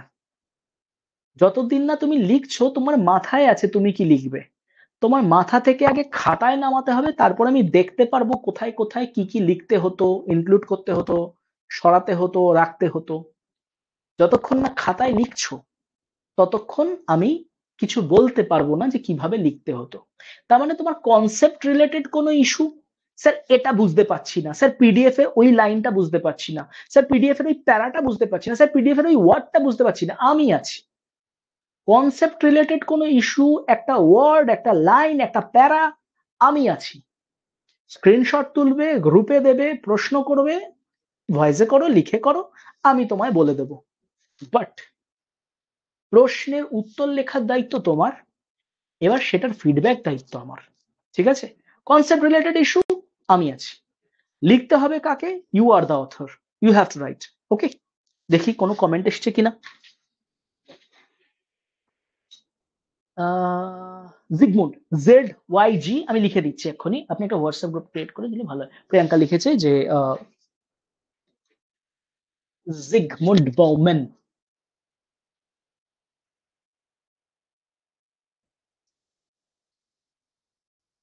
জিগমুন্ড বাউম্যান। ওকে। আচ্ছা, এবার আমি তোমাদের কিছু মানে টেকনিক শেয়ার করি। টেকনিকটা কেমন সেটা হচ্ছে যে যে কোনো প্রশ্নের উত্তরের একটা মূল কাঠামো থাকে। মূল কাঠামোটা যদি আমার জানা থাকে তাহলে তার উপর আমি অলংকরণ করতে পারবো। যেমন ধরো গার্নিশিং, রান্নার ক্ষেত্রে রান্না বান্না কার ভালো লাগে আমি জানি না, কার ঘরদোর গোছাতে ভালো লাগে আমি জানি না। ব্যাপারটা হচ্ছে যে রান্নার ক্ষেত্রে যদি বিষয়টা বলি, আগে তো তোমাকে মাংসের ঝোলটা রান্না করতে হবে। রোববার, আগামীকাল রবিবার, মাটনটা বা চিকেনটা তোমাকে ভালো করে রান্না করতে হবে। তারপর তো তুমি ওর উপরে স্যালাড দিচ্ছ না কি লেবু দিচ্ছ না ছাতা দিচ্ছ মাথা দিচ্ছ সেটা পরের বিষয়। এবার ধরো ব্যাপারটা এরকম হলো, তুমি ওপরে খুব সুন্দর করে সাজিয়েছো, উফ কি দারুণ দেখতে লাগছে, আমি মাংসের একটু ঝোল তুলে মুখে দিলাম, দিলে হলে ইয়া বাবা নোনতা, ইস। এই ভুলটা আমরা করব না। আজকে আমি যা বোঝালাম সেটা হচ্ছে সোশিওলজি কমন সেন্সের মূল স্ট্রাকচার, মাংসটা। এর উপরে আমরা আন্দ্রে বেতে যোগ করব, কতটা অন্যান্য থিঙ্কার যোগ করব, কি এক্সাম্পল যোগ করব, সেগুলো হচ্ছে গার্নিশিং, সাজাচ্ছি, অলংকরণ। মেন জিনিস যতক্ষণ না ভালো হচ্ছে বেকার অলংকরণ করে লাভ নাই। আগে আমরা মূল জিনিস শিখলাম, এরপর সময়ের সাথে সাথে আমরা অলংকরণ শিখব। তোমরা মাথায় রেখো, হিস্ট্রি, জিওগ্রাফি, পলিটি, ইকোনমিক্স, এই যে বেস সাবজেক্ট গুলো রয়েছে, যেগুলো মূল পিলার সাবজেক্ট, এগুলো কিন্তু তোমরা বহু বছর ধরে পড়েছো, প্রায় ১.৫ বছর ২ বছর, কারোর ক্ষেত্রে আরো বেশি। তারপর গিয়ে সেগুলো ধাতস্থ হয়েছে। এইগুলোয় কত নাম্বার আছে বরাদ্দ? ২০০, ৪০০, দুটো পেপার মিলিয়ে দেখা যাচ্ছে হয়তো ২০০, ২০০, ৪০০। সেখানে সোশিওলজিতে একটাই সাবজেক্ট যার দুটো পেপার, সেখানে ৪০০ নম্বর। তাহলে এটাকে তোমায় কতটা সময় দিতে হবে? না আমি বলছি না ততটা সময় দাও, বাট মাথায় যেটা রাখতে হবে, পেশেন্স, অনেক বেশি পেশেন্স রাখতে হবে। এটা ভুলে যেও না যে তোমরা যদি পিলার সাবজেক্ট গুলোকে জীবনের অনেকটা সময় দিয়ে থাকো, যেখানে প্রশ্ন আসে ২০০ নম্বরের পার পেপার, সেখানে ২০০ নম্বরের মধ্যে আবার ভাগ থাকে পলিটি, ইকোনমি বা ম্যাথের সাথে অন্য কিছু, সেখানে এই অপশনালের এক একটা পেপার ২০০ নম্বর। সেই তুলনায় কি এটায় তোমরা এনাফ টাইম দিয়েছো বা দাও বা দেবে? সময় দিতে বলছি না, পেশেন্স দাও। মূল জিনিস শিখবো, এনসিআরটি শিখবো, কিভাবে অলংকরণ করতে হয় শিখবো, রাইটিং প্র্যাকটিস, মক ইভ্যালুয়েশন সব হবে। টাইম দেবে, টাইম দিতে হবে। আমি টাইম দিতে হবে মানে মানে ব্যাপারটা এইভাবে ভেবো না যে স্যার ৪-৫ ঘন্টা দিতে হবে, না ওই টাইমে দিতে কথা বলছি না আমি। আমি বলছি যে long process, it's a long process. Process মানে অনেকটা সময় লাগবে, রোজ একটু একটু করে সময় দাও তাই যথেষ্ট। একদিন আমি ৫ ঘন্টা দিতে বলছি না, it's a long process, patience হারালে চলবে না। এটা যে কোনো অপশনালের ক্ষেত্রে এই বিষয়টাই প্রযোজ্য। আমি শুধু তোমাদের এটুকু কথাই বলবো, মানে আমি খুব ভাগ্যবান বা থ্যাঙ্কফুল যে আমি একটা জার্নি দেখেছি। সেই জার্নিটা এরকম, আগে মানুষজন প্রিলি পাশ করে আসতো অপশনাল পড়তে, একদম সত্যি কথা। ২০১৮, ২০১৯ জানুয়ারির এন্ড বা ফেব্রুয়ারির শুরু প্রিলির রেজাল্ট বেরিয়েছে বা প্রিলিটা দিয়ে বুঝতে পেরেছে প্রিলিতে পাশ করবে, এই সোশিয়োলজিটা ভাই তৈরি করে দেন না, এই সোশিয়োলজিটা স্যার তৈরি করে দিন না। কতদিন আছে হাতে? হার্ডলি ৪ মাস ৫ মাস। সেই ৪-৫ মাসে সে মেন্সের অন্যান্য সাবজেক্ট পড়বে, না ডেসক্রিপটিভ বেঙ্গলি ইংলিশ পড়বে, না অপশনাল রেডি করবে? তাই যেটা হওয়ার সেটাই হতো, কোনো মতে মানে মুখে গুজে চলে যেত, ভালো নাম্বার আসতো না। তারপর এই ট্রেন্ডে একটা চেঞ্জ আনলাম, যদি পরীক্ষা হয় অগস্ট সেপ্টেম্বর, তাহলে আগের বছর থেকে পড়া শুরু করো অপশনাল। অর্থাৎ জোয়ার এবং ভাটা, তোমাদের এই গল্পটা বলেছিলাম যে যখন ভাটার সময়, তখন থেকে অপশনাল শুরু করো। কারণ প্রিলি দেওয়ার পর আমাদের মাথা আর কাজ করে না, তখন মাথা টেনশন যে না প্রিলিটা পাস করে গেছি, এবার বাদ বাকি সাবজেক্টগুলো তুলতে হবে, শুধু সিডিটার উপরই ফোকাস করি। যখন মাথা হালকা তখন অপশনাল পড়ো। তো যেই মুহূর্ত থেকে আমি এই ট্রেন্ডটা শুরু করলাম যে সারা বছর অপশনাল চলছে, দেখলাম যে ছেলে মেয়ে সত্যি প্রিলির আগে অব্দি যতটা রেডি করছে সেটাই তার মানে এটা তার মাথায় থাকছে। তাই প্রিলির আগে আমি বেস রেডি করে দিই, প্রিলির পর সেই প্রিলিটা যদি সে পাশ করতে পারলো, তারপর বাকি অংশটা সে এমনি তুলে নিতে পারছে, কারণ সে কনফিডেন্স পেয়ে গেছে যে হ্যাঁ আমার একটা বড় অংশ চাঙ্ক তোলা আছে। তো ওই কারণেই বলছি যে টাইম টেকিং প্রসেস, সময় দাও, তাড়াহুড়ো করবে মাথা থেকে ছিটকে সব বেরিয়ে যাবে। সময় নিয়ে নিয়ে কনসেপ্ট রেডি করতে হবে। ওকে, এটাই মূল কথা, মোদ্দা কথা। বোর্ড ক্লিয়ার করছি, একটা প্রশ্ন করছি, এটাই আমার শেষ প্রশ্ন। সোশিওলজি যেভাবে নিজেকে কমন সেন্স থেকে দূরে করে, মানে তুই আলাদা আমি আলাদা, চারটে মূল আমি বৈশিষ্ট্য বললাম, এই চারটের মধ্যে তোমাদের ব্যক্তিগতভাবে কোনটা বেশি ভালো লেগেছে? 1, 2, 3 or 4, জাস্ট নাম্বারটা বলো। যেভাবে সোশিওলজি বলছে যে হাম আলাগ হ্যায়, তোমাদের কোনটা বেশি ভালো লেগেছে? Sir relationship between common sense and sociology, এটা কোশ্চেন? হ্যাঁ এটা কোশ্চেন। এটা পিওয়াইকিউ তে যাও, অবশ্যই একবার বা দুবার এটা পাবেই পাবে। বলো তোমাদের কোনটা ভালো লাগলো? 4 নম্বর মানে ডিফ্যামিলিয়ারাইজ দ্য ফ্যামিলিয়ার, জিতেন বলছে, শুভ্র বলছে 2 নম্বর। 2 নম্বর মানে হচ্ছে the size. Ajay 4th, defamiliarise the familiar. এইবার আমি এক্সপেক্ট করব তোমরা তোমাদের নিজেদের লাইফেও অ্যাটলিস্ট, মানে যেহেতু বললাম যে 4th-টা আমার ফেভারিট, আমি এবার এক্সপেক্ট করবো যে তোমরা তোমাদের লাইফেও অন্তত আহ এই চারটে বা লাস্ট যেটা ছিল সেটা একটু অ্যাপ্লাই করার চেষ্টা করো। ঠিক আছে? লাস্ট যেটা ছিল না, একটু অ্যাপ্লাই করো। ডিফ্যামিলিয়ারাইজ দ্য ফ্যামিলিয়ার মানে তোমরা ধরো তোমাদের একটা টাস্ক দিচ্ছি, টাস্কটা এরকম: তোমার পছন্দের রাজনৈতিক দল, তোমার পছন্দের ধর্ম, তোমার পছন্দের মানুষ, তোমার পছন্দের গায়ক, তোমার পছন্দের খেলোয়াড়, পছন্দেরদের সমালোচনা, মানে সমালোচনা না, যে একটা খারাপ দিক যেটা তোমার ভালো লাগে না, আর উল্টোটা তোমার অপছন্দের ধর্ম, তোমার অপছন্দের ভাষা, তোমার অপছন্দের গায়ক বা নায়ক, তাদের 5টা ভালো দিক। ঠিক আছে? নিজের মতো করেই চেষ্টা করো। মজা, মজার জিনিস। ঠিক আছে? আর একটা সিনেমার নাম আমি লিখে দিচ্ছি এখানে। ইউটিউবে যাবে, ইউটিউবে গিয়ে সার্চ করবে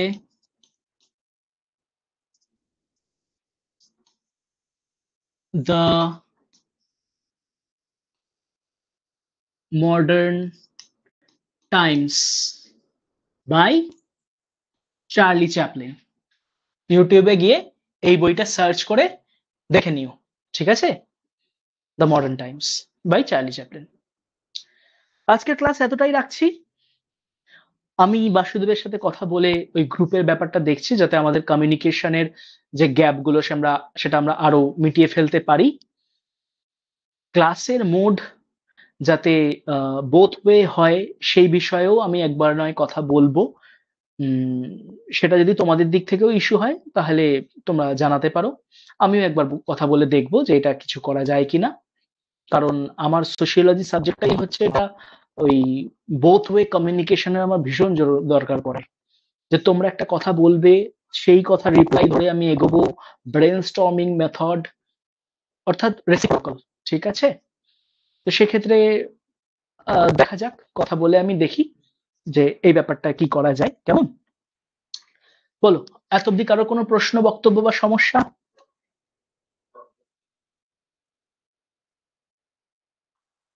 হোমওয়ার্ক থাকলো পিওয়াইকিউ বের করা এবং এই sociology, the relation between sociology and common sense, এটা লেখার চেষ্টা করা। কিভাবে লিখবো স্যার? কিভাবে বুঝবো যে কত ওয়ার্ড? যদি দেখো কোনো প্রশ্ন 40 মার্কস, তার মানে সেটা 800 থেকে 1000 ওয়ার্ডে লেখার চেষ্টা করবে। যদি কোনো প্রশ্ন দেখো 20 ওয়ার্ডস, মানে সরি 20 মার্কস, সেটা তাহলে মোটামুটি ওই 400 থেকে 500 ওয়ার্ডে লেখার চেষ্টা করবে। আর কোনো কোশ্চেন যদি দেখো 10 মার্কস, সেটা তাহলে ওই 150 টু 250 তে লেখার চেষ্টা করবে। তাহলে তোমাদের হোমওয়ার্ক রইল পিওয়াইকিউ দেখা, খোঁজা, relationship between sociology and common sense, সেটা 40 নম্বর, 20 নম্বর বা 10 নম্বর, যে সালে যে প্রশ্নটা এসেছে সেটা অ্যাটেন্ড করা। কিভাবে জমা করবে বলে দিচ্ছি। ফার্স্টে কোশ্চেনটা লিখবে, পুরো কোশ্চেনটা লিখবে, কত সালে এসেছিল সেটা লিখবে, কত মার্কসের কোশ্চেন সেটা লিখবে, উত্তর লিখছো নিজে হাতে, টাইপ করা নয়, খাতার মাথায় তোমার নাম লেখা থাকবে, পুরো নাম, আর সেটার স্ক্যান পিডিএফ আমাকে জমা করবে। কোন মাধ্যমে জমা করবে? অবশ্যই গ্রুপে জমা করবে না, সেটা হয়তো আমি মেল আইডি দিয়ে দেব, সেই মেল আইডিতে তোমরা জমা করতে পারো। sanyD21@gmail.com, আমি গ্রুপে আরো ডিটেলে বলে দেবো। sanyD21@gmail.com, sanyD21 স্ক্যান পিডিএফ এখানে পাঠিয়ে দেবে। সাবজেক্টের জায়গায় অধ্যায়ন লিখে দিও আর নিজের নাম। ঠিক আছে?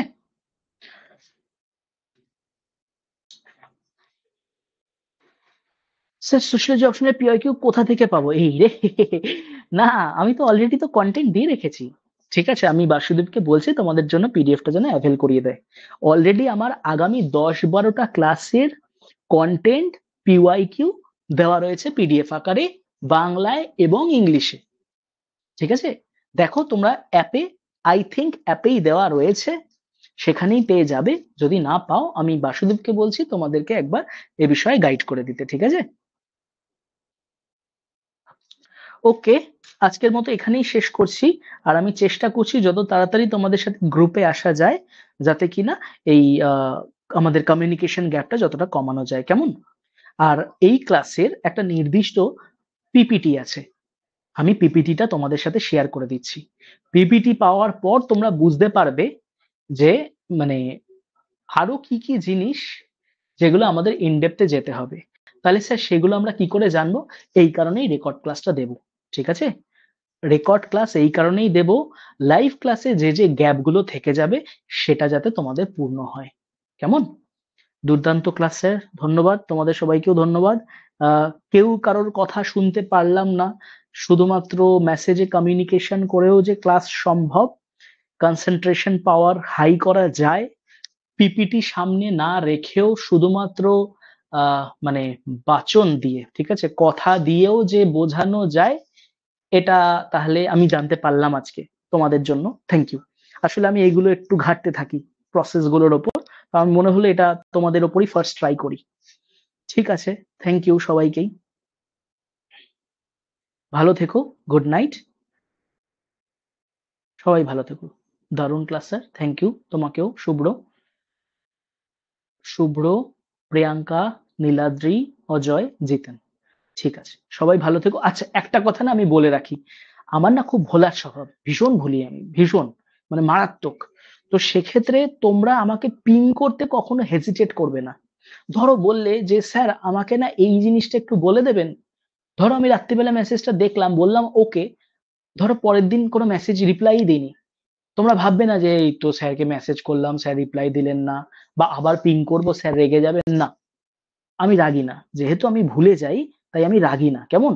তো সেক্ষেত্রে তোমরা আমাকে বিন্দাস পিং করবে, আমি মারাত্মক ভুলি। শুধু এটুকু মাথায় রাখবে যে যেহেতু আমি ভুলি তাই আমাকে যে যতবার পিং করুক আমি রাগ করি না। আর যতক্ষণ না পাচ্ছ পিং করতে থাকবে, কারণ তোমাকে তো আমি হ্যাঁ বললাম, হ্যাঁ বলার পর যেই ফোনটা অফ করলাম, মানে যে সুইচটা টিপলাম, ব্যাস আমি ভুলে গেলাম যে কেউ আমাকে কিছু একটা কাজ বলেছিল। ঠিক আছে, তো লেগে থেকো, রাগ করবো না আমি, কনফার্ম। চলো সবাইকে গুড নাইট, তোমাদেরকে সবাইকে থ্যাংক ইউ, টাটা।